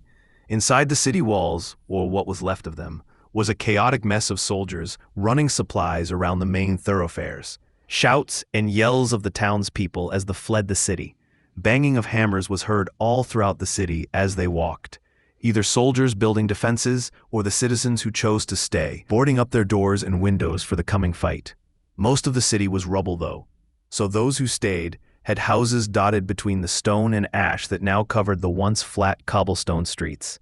After asking some more guards for directions, they were led to a building which had its sea-facing wall torn off in the previous battle. Pushing aside the curtains in front of the doorway, they entered into a room which looked to have once been a living quarters, with bed nooks built into one wall, a fireplace on the other, and a large table in the middle, where Sergeant Caden, Drast, and a few other people stood around. Caden, after seeing Saren, motioned towards one of the other soldiers in the room. Saren guessed it was the captain. He rounded the table and stood in front of Saren, looking him up and down, then the same to Lord Horus. He was a tall man, taller than Saren, but also an old man, with a bald patch starting to form in the middle of his stubbly short white hair. Saren couldn't tell whether the man was frowning at them or if it was just his wrinkles. "Let's do this in the other room," he said with a voice that sounded less gritty than Saren initially thought. They followed him into a side room, the room where the wall was torn off one side, looking down towards the sea as the orange light from Syl cast long shadows of the city over the water, where it was a deep rich blue in the shadows, and in dark orange in the light. Saren could smell the salt of the sea stronger in this room than he could when he was walking the city streets. The captain walked around an old sandstone table, built into the floor of the room, and sat down on a creaking chair, not helped by the weight of his armor. "So, you would be Lord Gavin Horus," the captain said, staring the boy down with a narrow glare. Lord Horus stepped forward and nodded. "I am Captain Gaylor from the Imperial Army. On behalf of the Emperor, we're glad to see you well, Gaylor said.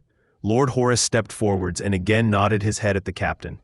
I owe my safety to the work of Saren, he said, and Veyla, a Sylen woman who was with Saren on the mission. The general scrunched up his face at the mention of the Veyla. I've read the reports, he said. Looking up at Saren, he cracked a smug smile. Did you kill the bitch? Saren wanted to hit him. He wanted to equip a heavy gauntlet and smash him across the face. What am I thinking? No, sir, Saren said, standing at attention.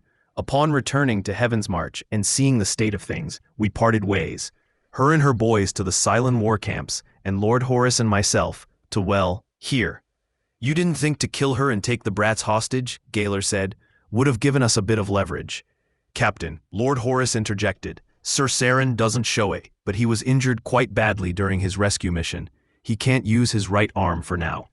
Gaylor looked Saren up and down as his gaze felt like it pierces his very clothing, stripping Saren to a naked and raw book to read. The decision not to fight was mine, Lord Horus said. As much as I admire Sir Saren, he was in no condition to fight. Sir Saren, Gaylor said with an inflection. Is he a knight, is he? He is not, sir, Caden added. You don't have to call him sir, my lord, Gaylor said.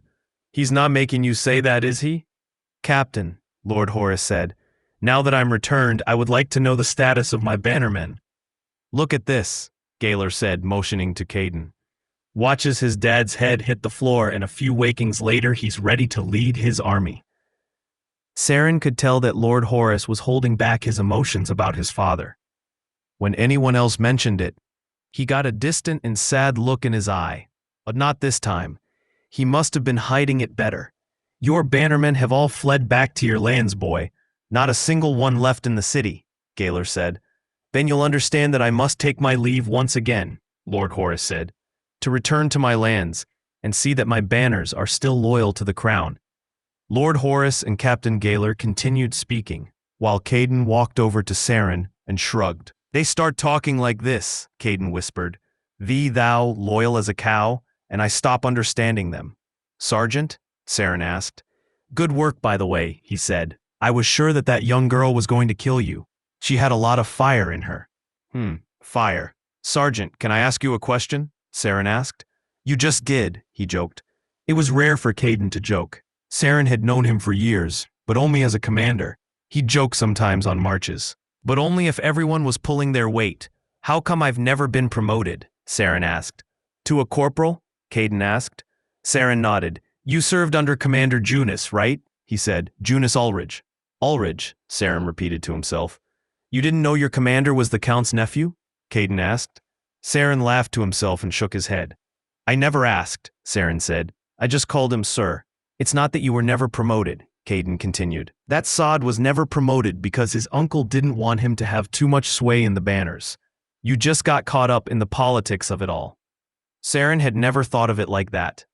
It was true that in the whole time Saren had been fighting under Junus, Junus had never been promoted above squad commander. This whole time, Saren had been questioning what he was doing wrong to not get promoted, and it was politics. Not because Merrick looked through his past or read the Great Tapestry. It was politics. What are you two whispering about?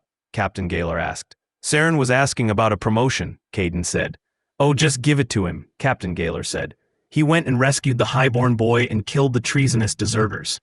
He can have a parade if he wants, just as long as it doesn't go to his head. Lord Horus quickly turned to look at Saren with shock and sadness in his eyes. The captain had talked about giving him a promotion. Saren had forgotten in all of the rush to complete his mission and return with Lord Horus, that the boy had just asked him to swear fealty, just a chime beforehand. Saren had pondered it for a moment as they had traveled towards the war camps, but had forgotten all about it when trying to navigate his way to the Cacton and complete his mission. Lord Horus looked dejected. It wasn't a word that Saren knew, but he'd heard it used to describe someone else before, and Lord Horus had the same emotions on his face. Was this the choice that Kola was offering him? If so, then it meant that he would be sewing his fate into the great tapestry with his next words. One weave lead to life, the other lead to death. Strangely, though, death wasn't what Saren was thinking about. Even though his choice would mean life or death, all he could think about was what the choice really meant. Once choice would mean he is promoted to squad leader, he would have his own band of men to lead into the battlefield, brothers in arms as they fight for a common cause. But it wasn't a cause that Saren had believed in anymore. The Sylens weren't void claws. They were heretics. They had different opinions, but they weren't void claws. Saren had lost his reason to fight them. Following Lord Horus would cement that, leaving behind the lofty ideals of fighting to protect the great tapestry and instead helping this young lord in his journey to become a leader of men. And who was Saren to be talking about defending the great tapestry to begin with? Did he really have that little faith in Kola? Kola didn't need humans to protect the great tapestry. Kola was the architect of everything. When he first had thought of losing the will to fight against the Sylens, he wondered if that meant turning his back on Kola. Saren could see now that he was wrong. Leaving this fight wasn't turning his back on Kola. It was trusting that Kola had a vision for the great tapestry. "Captain," Saren said, "with your permission, I would like to swear my sword to Lord Horus." There it was. He made his choice. Now it was up to Kola whether this choice meant life or death. But regardless, it was his choice. The room was silent. The Gaoler looked confused, contorting his eyes at Saren, while Caden had opened his mouth wide in shock at Saren's sudden proclamation. Lord Horus looked up towards him with a toothy smile from ear to ear, before returning to a calmer composure and turned to the captain. "Captain," Lord Horus started, "I will need someone to escort me back to my lands, and I can think of no better person than Saren." "Wait," Caden whispered to him. "You're swearing?" "I'm done here," Saren whispered back. "Lord Horus is going to need help when he returns to his lands, and I feel within my thread that it's the right thing to do." Captain Gaoler rounded the desk and walked over to the torn-down wall, watching the waves crash into the shoreline below. He took in a deep breath of salty sea air before turning back to Lord Horus. "So then," he said with a serious tone, "you would have him swear to you? He has the right to swear to a lord. So it's something that you're offering him." Lord Horus nodded and then turned to face Saren, removing his dagger from his sheath.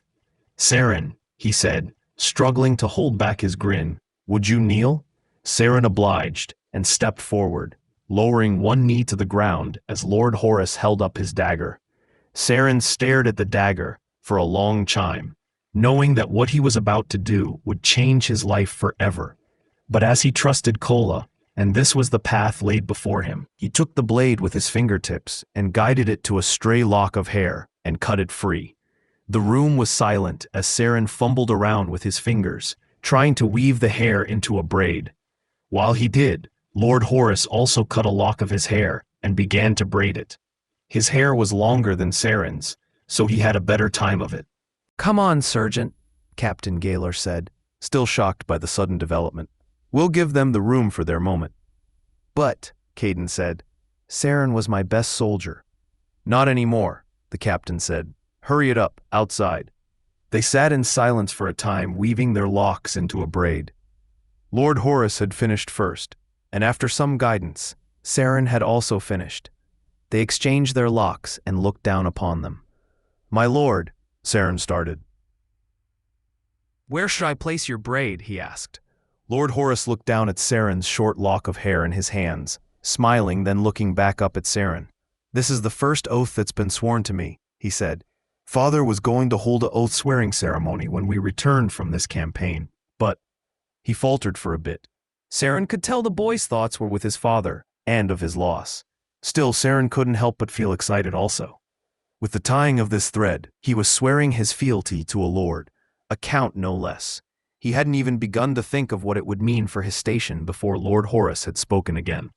"I will tie your lock to my sword," Lord Horus said, "as you are my knight and my sword, Sir Saren." Just like that, Saren had become a knight. His father was a woodcutter, and his father before him. Saren was a soldier, which was only a single step above a peasant, but within a few wakings. He'd gone from soldier to knight. "Sir Saren," Lord Horus said, "please tie my lock to your sword also, and become my knight." Saren did so, and the rest of the waking had become a blur. He'd seen the imperial healer who put herbs on his wound, bandaged him up, and sent him on his way. Caden wanted to speak with him, and Saren responded to his questions in one-word answers and nods of his head. He had to be reminded by Lord Horus he was supposed to refer to Saren by his title of Sir before addressing him. Sir Saren. The Imperial Army had set up some provisions for them, and before he knew it, they were on their way, marching back towards the Empire. They set off on the horses that belonged to Lord Horus and his late father, Lord Horus allowing Saren the privilege of riding on his father's horse. "How does it feel?" he asked, "being a knight?" Saren responded. "I was born into my position," he said, "so I'm not quite sure what it's like to swear to someone, let alone rise in station." "But you have risen in station, my lord," Saren said. "You are now the lord of Endar, is it?" I don't even know where I've sworn my fealty to," he laughed. Lord Horus laughed along with him. "Endova," he said. "I'm the Count of Endova." He paused. "Hey, I guess I really have changed in station." They continued riding to the north, leaving the city of Heaven's March behind them. The sound of men yelling, screaming, and the smashing of steel echoed through the valley. The war had started again, and this time for the first time in many winters it was without Saren. "So," Saren said, "you really think I'm brave?" he asked. "Yep," Lord Horus said. "Veyla said you were too." "She did?" he asked. "When?" "When you were passed out, after your fight with Merrick. She said you were a brave man." "Is that exactly what she said?" Saren asked, knowing that Veyla had probably had some other words sprinkled into her glowing review of him. "Her exact words," Lord Horus started, "were that you were a stupid old big oaf of a brave man." Saren laughed again, as they continued to ride north, the everlight of Syl warming their left sides as they did. Chapter 15, Veyla. As she walked through the war camps holding Valaris in her arms and with Yulston marching at her vanguard, the soldiers couldn't help but stare at her. Once upon a time they had stared at her because she wore the uniform of a royal.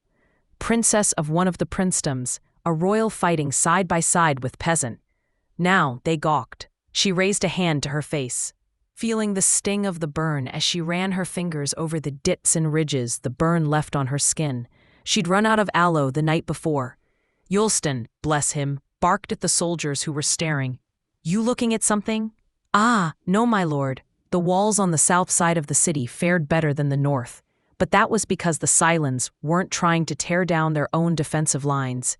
They had to bribe one of the guards to let them in, who didn't believe that the disfigured woman and the 2 kids were nobles. The southern side of the city was still largely intact, unlike the reports she had heard from the north side. As they marched inward, the people who wanted nothing to do with the approaching storm fled outwards to the city gates and beyond. They wouldn't travel far. Maybe a 2-waking walk to Embassy and then camp by the river till the battles were done. They had a change to flee this time.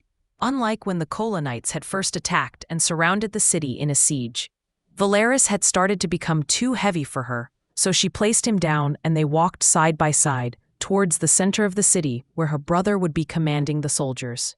When he turned to face them for the first time, he had a big smile on his face, seeing his young cousins alive and safe. Valaris running as fast as his legs would take him, and Yulston marching faster to keep up. Valaris saw Veyla before Valaris got to him, and his eyes widened and his mouth dropped. Valaris jumped into his arms for a hug, but Veyla could only see his sister, or more accurately, the burns that tore at her flesh from arm, chest, and face. He placed Valaris down, pet Yulston on the head as he passed him, and strode right up to Veyla, looking her up and down. "Syl's light, what happened to you?" he asked, gripping her in a tight hug. "Ow!" Veyla complained as he brushed up against her burns.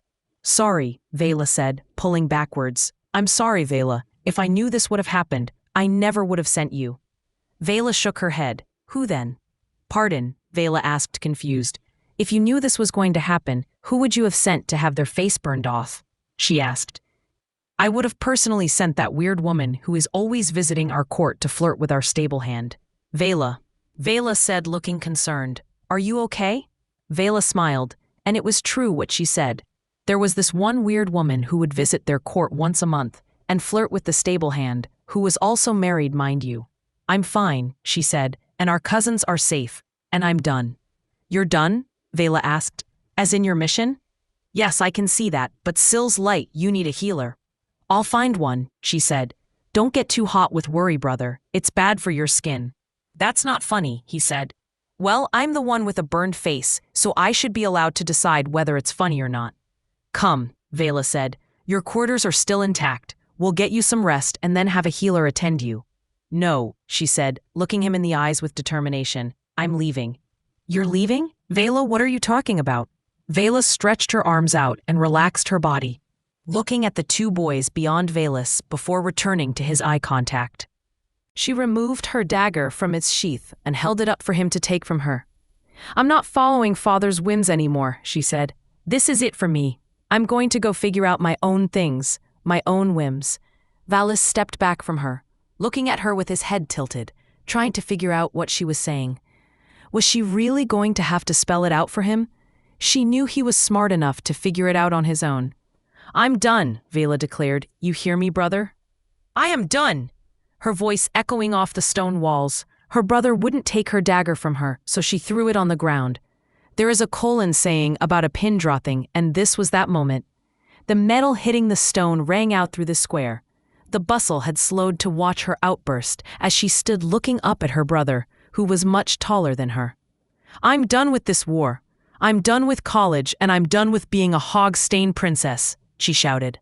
Veyla, Valis said. It's okay, you don't have to do this. I don't have to, she laughed.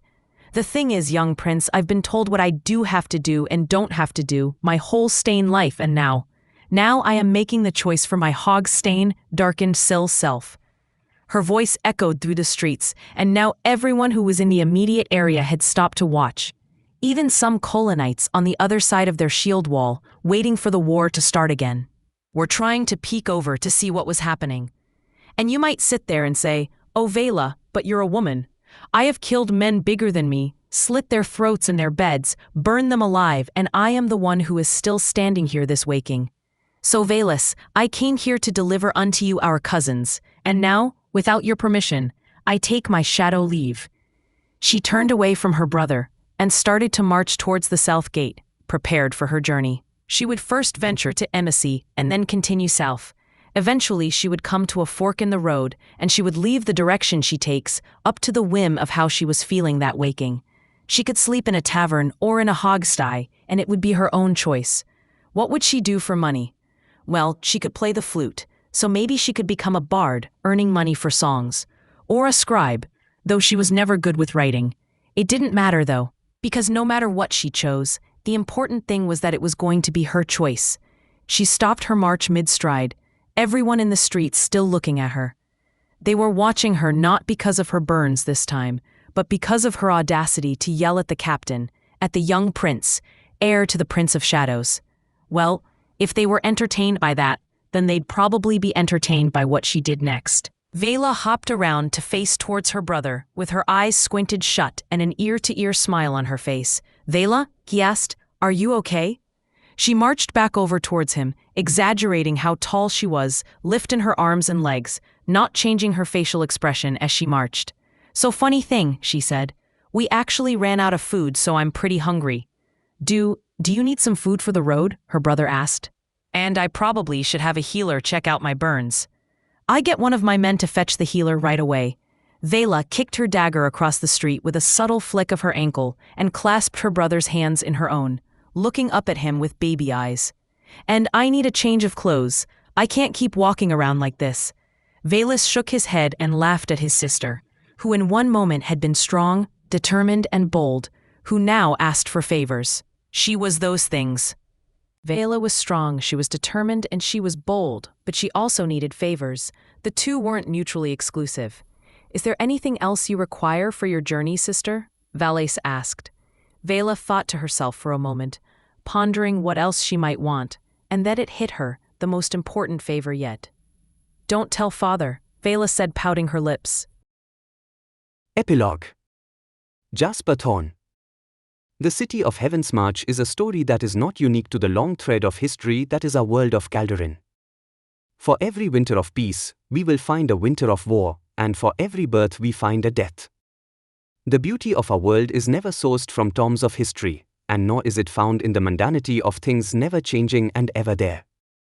Instead, beauty is found within people, for people are the makers and judges of what beauty truly is, and I find true beauty in the tale of Sir Saren Wood and Princess Veyla Venri. This is what you would call a natural conclusion to this story. It's not the conclusion to the story of Sir Saren, nor the conclusion to the story of Princess Veyla. But it is the conclusion to the story of two souls, separated by age, station, war and faith, journeyed together, fought together, and ultimately achieved their mission together. Sir Saren, who before now had dogmatically followed the teachings of Kola, dedicating his life towards the expansion of the holy Kolan empires. Even fighting against other colonites in lands that didn't wave the empire's banners. Sir Saren had never looked at his Sylen enemies as humans before this journey, though not actively in his mind. Sir Saren thought of his enemies as void claws, the primordial beings which killed Tethris, guardian dragon of the great tapestry. It was only when joined in his journey by Princess Veyla, a young, energetic, full of life Sylen woman, did Sir Saren start to question his beliefs. Not of the great tapestry, but his beliefs of his enemies. Pyrrhic stood in the way of his self-realization though, crippling him with anxiety and guilt. I reflect on this aspect of Sir Saren's journey into the Shadelands of Heaven's March, and I can't help but draw parallels to the lives we lead. We all have a pyrrhic within our lives. Pyrrhic either lives in our head, filling us with anxiety and self-doubt, or pyrrhic lives as a close friend or family member, reminding us constantly of our misgivings. Pyrrhic to me represents the obstacles within our own lives that abhor change and act as assassins to our own personal growth. Sir Saren defeated the physical body of pyrrhic, but the words of pyrrhic haunted Sir Saren long after the blood had stopped pumping through his heart. It is with inspiration I revere Sir Saren and the comrades around him, for it wasn't through solitude or reflection that he was able to defeat the words of Saren, but through the power of camaraderie and friendship. It's cliché to say, but I'd be remiss if I weren't to point out the correlation. People with a strong support network always emerge ahead of those who try to face everything alone. And alone, Sir Saren was not. Princess Veyla was a victim of expectation. It was an expectation that she travels to the city for study. It was an expectation that she delivers a message to her brother, and when war broke out, it was an expectation that she fights. It's for that reason that I would want to call all of the expectations placed upon Princess Veyla as a group of pyrrhics. Would that be the plural? Maybe a murder of pyrrhics. But with all of the expectations placed upon her, calling them all pyrrhic would become confusing. So, let us just say that the metaphor has been introduced, and we can keep that one in the back of our minds. Her journey into the Shadelands began when she had first become jaded by war. Everyone around her had celebrated death, so long as it was the death of an enemy. But for Princess Veyla, dead enemies weren't cause for celebration, they were cause for sadness. But she understood why people chose not to be sad, because the sadness would be too crushing. Instead, she chose indifference, which works to an extent. But indifference is really just a defense mechanism from your own mind, and when Princess Veyla had her first kill, her first real kill, the walls of that defense broke down. She questioned her purpose for the first time in her life. Why was she doing what she was doing? Was it for her father? Was it for her brother? Was it for her God? Was she a princess, or a scholar, or a killer? A human weapon to be deployed with lightning strike efficiency. If she was to be a weapon, then she would play that role, turning off her emotions and fulfilling that task. Princess Veyla, upon some reflection, came to realize that even if she tried to hide away her guilt, she wasn't able to continue the facade of a human weapon forever.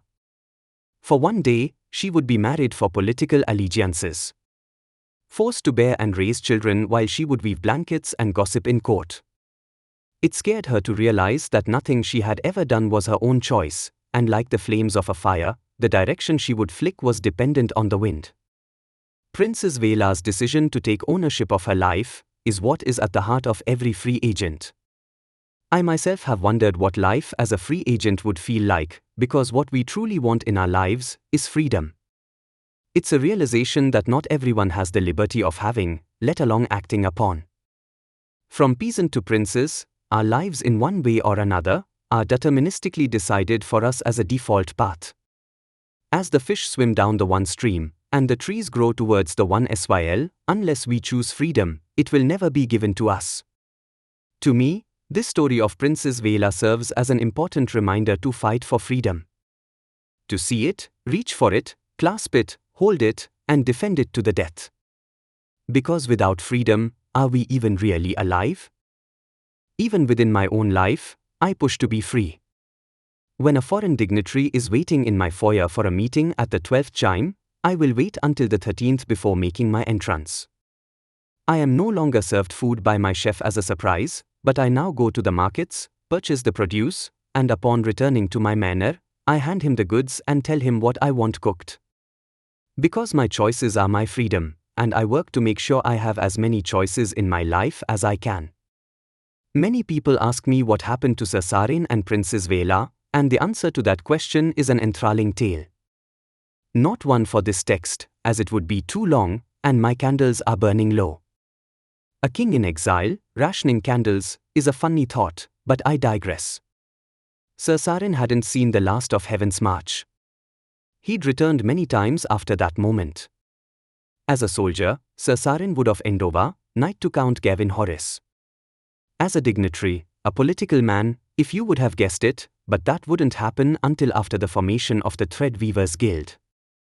Like with all of our lives, even when one chapter is over, another chapter begins, and we have many chapters within the books of our lives. I would describe one of the most interesting chapters in Sir Saren's life to be the chapter of a man who travelled in companionship with his enemies, and emerged a new man at the end of it. He would probably say the most interesting chapter would have something to do with his wife, or son, or maybe the Threadweavers Guild. Princess Veyla, on the other hand, her chapters only become more interesting with each passing day. Some call her the Mother of Shadows. Some call her Mistress Black. She stopped caring about the monikers people would use to describe her. Her ambitions were more important to her than her station. If she were dead, and I a historian reflecting on her life, I would dub her the Rebel Queen of Fractured Peace. Now writing this, I hope she dies before my words find their way to her royal library. My candle is nearly spent, so I leave you with a quote I once heard from, well, I can't remember where I heard it. Intelligence is knowing that tomato is a fruit, and wisdom is knowing not to place it in a fruit salad. Yours truly. True King of Thredren in exile. From the cold and dark, snowy wastelands of the ever dark. Jasper Thorne. The end.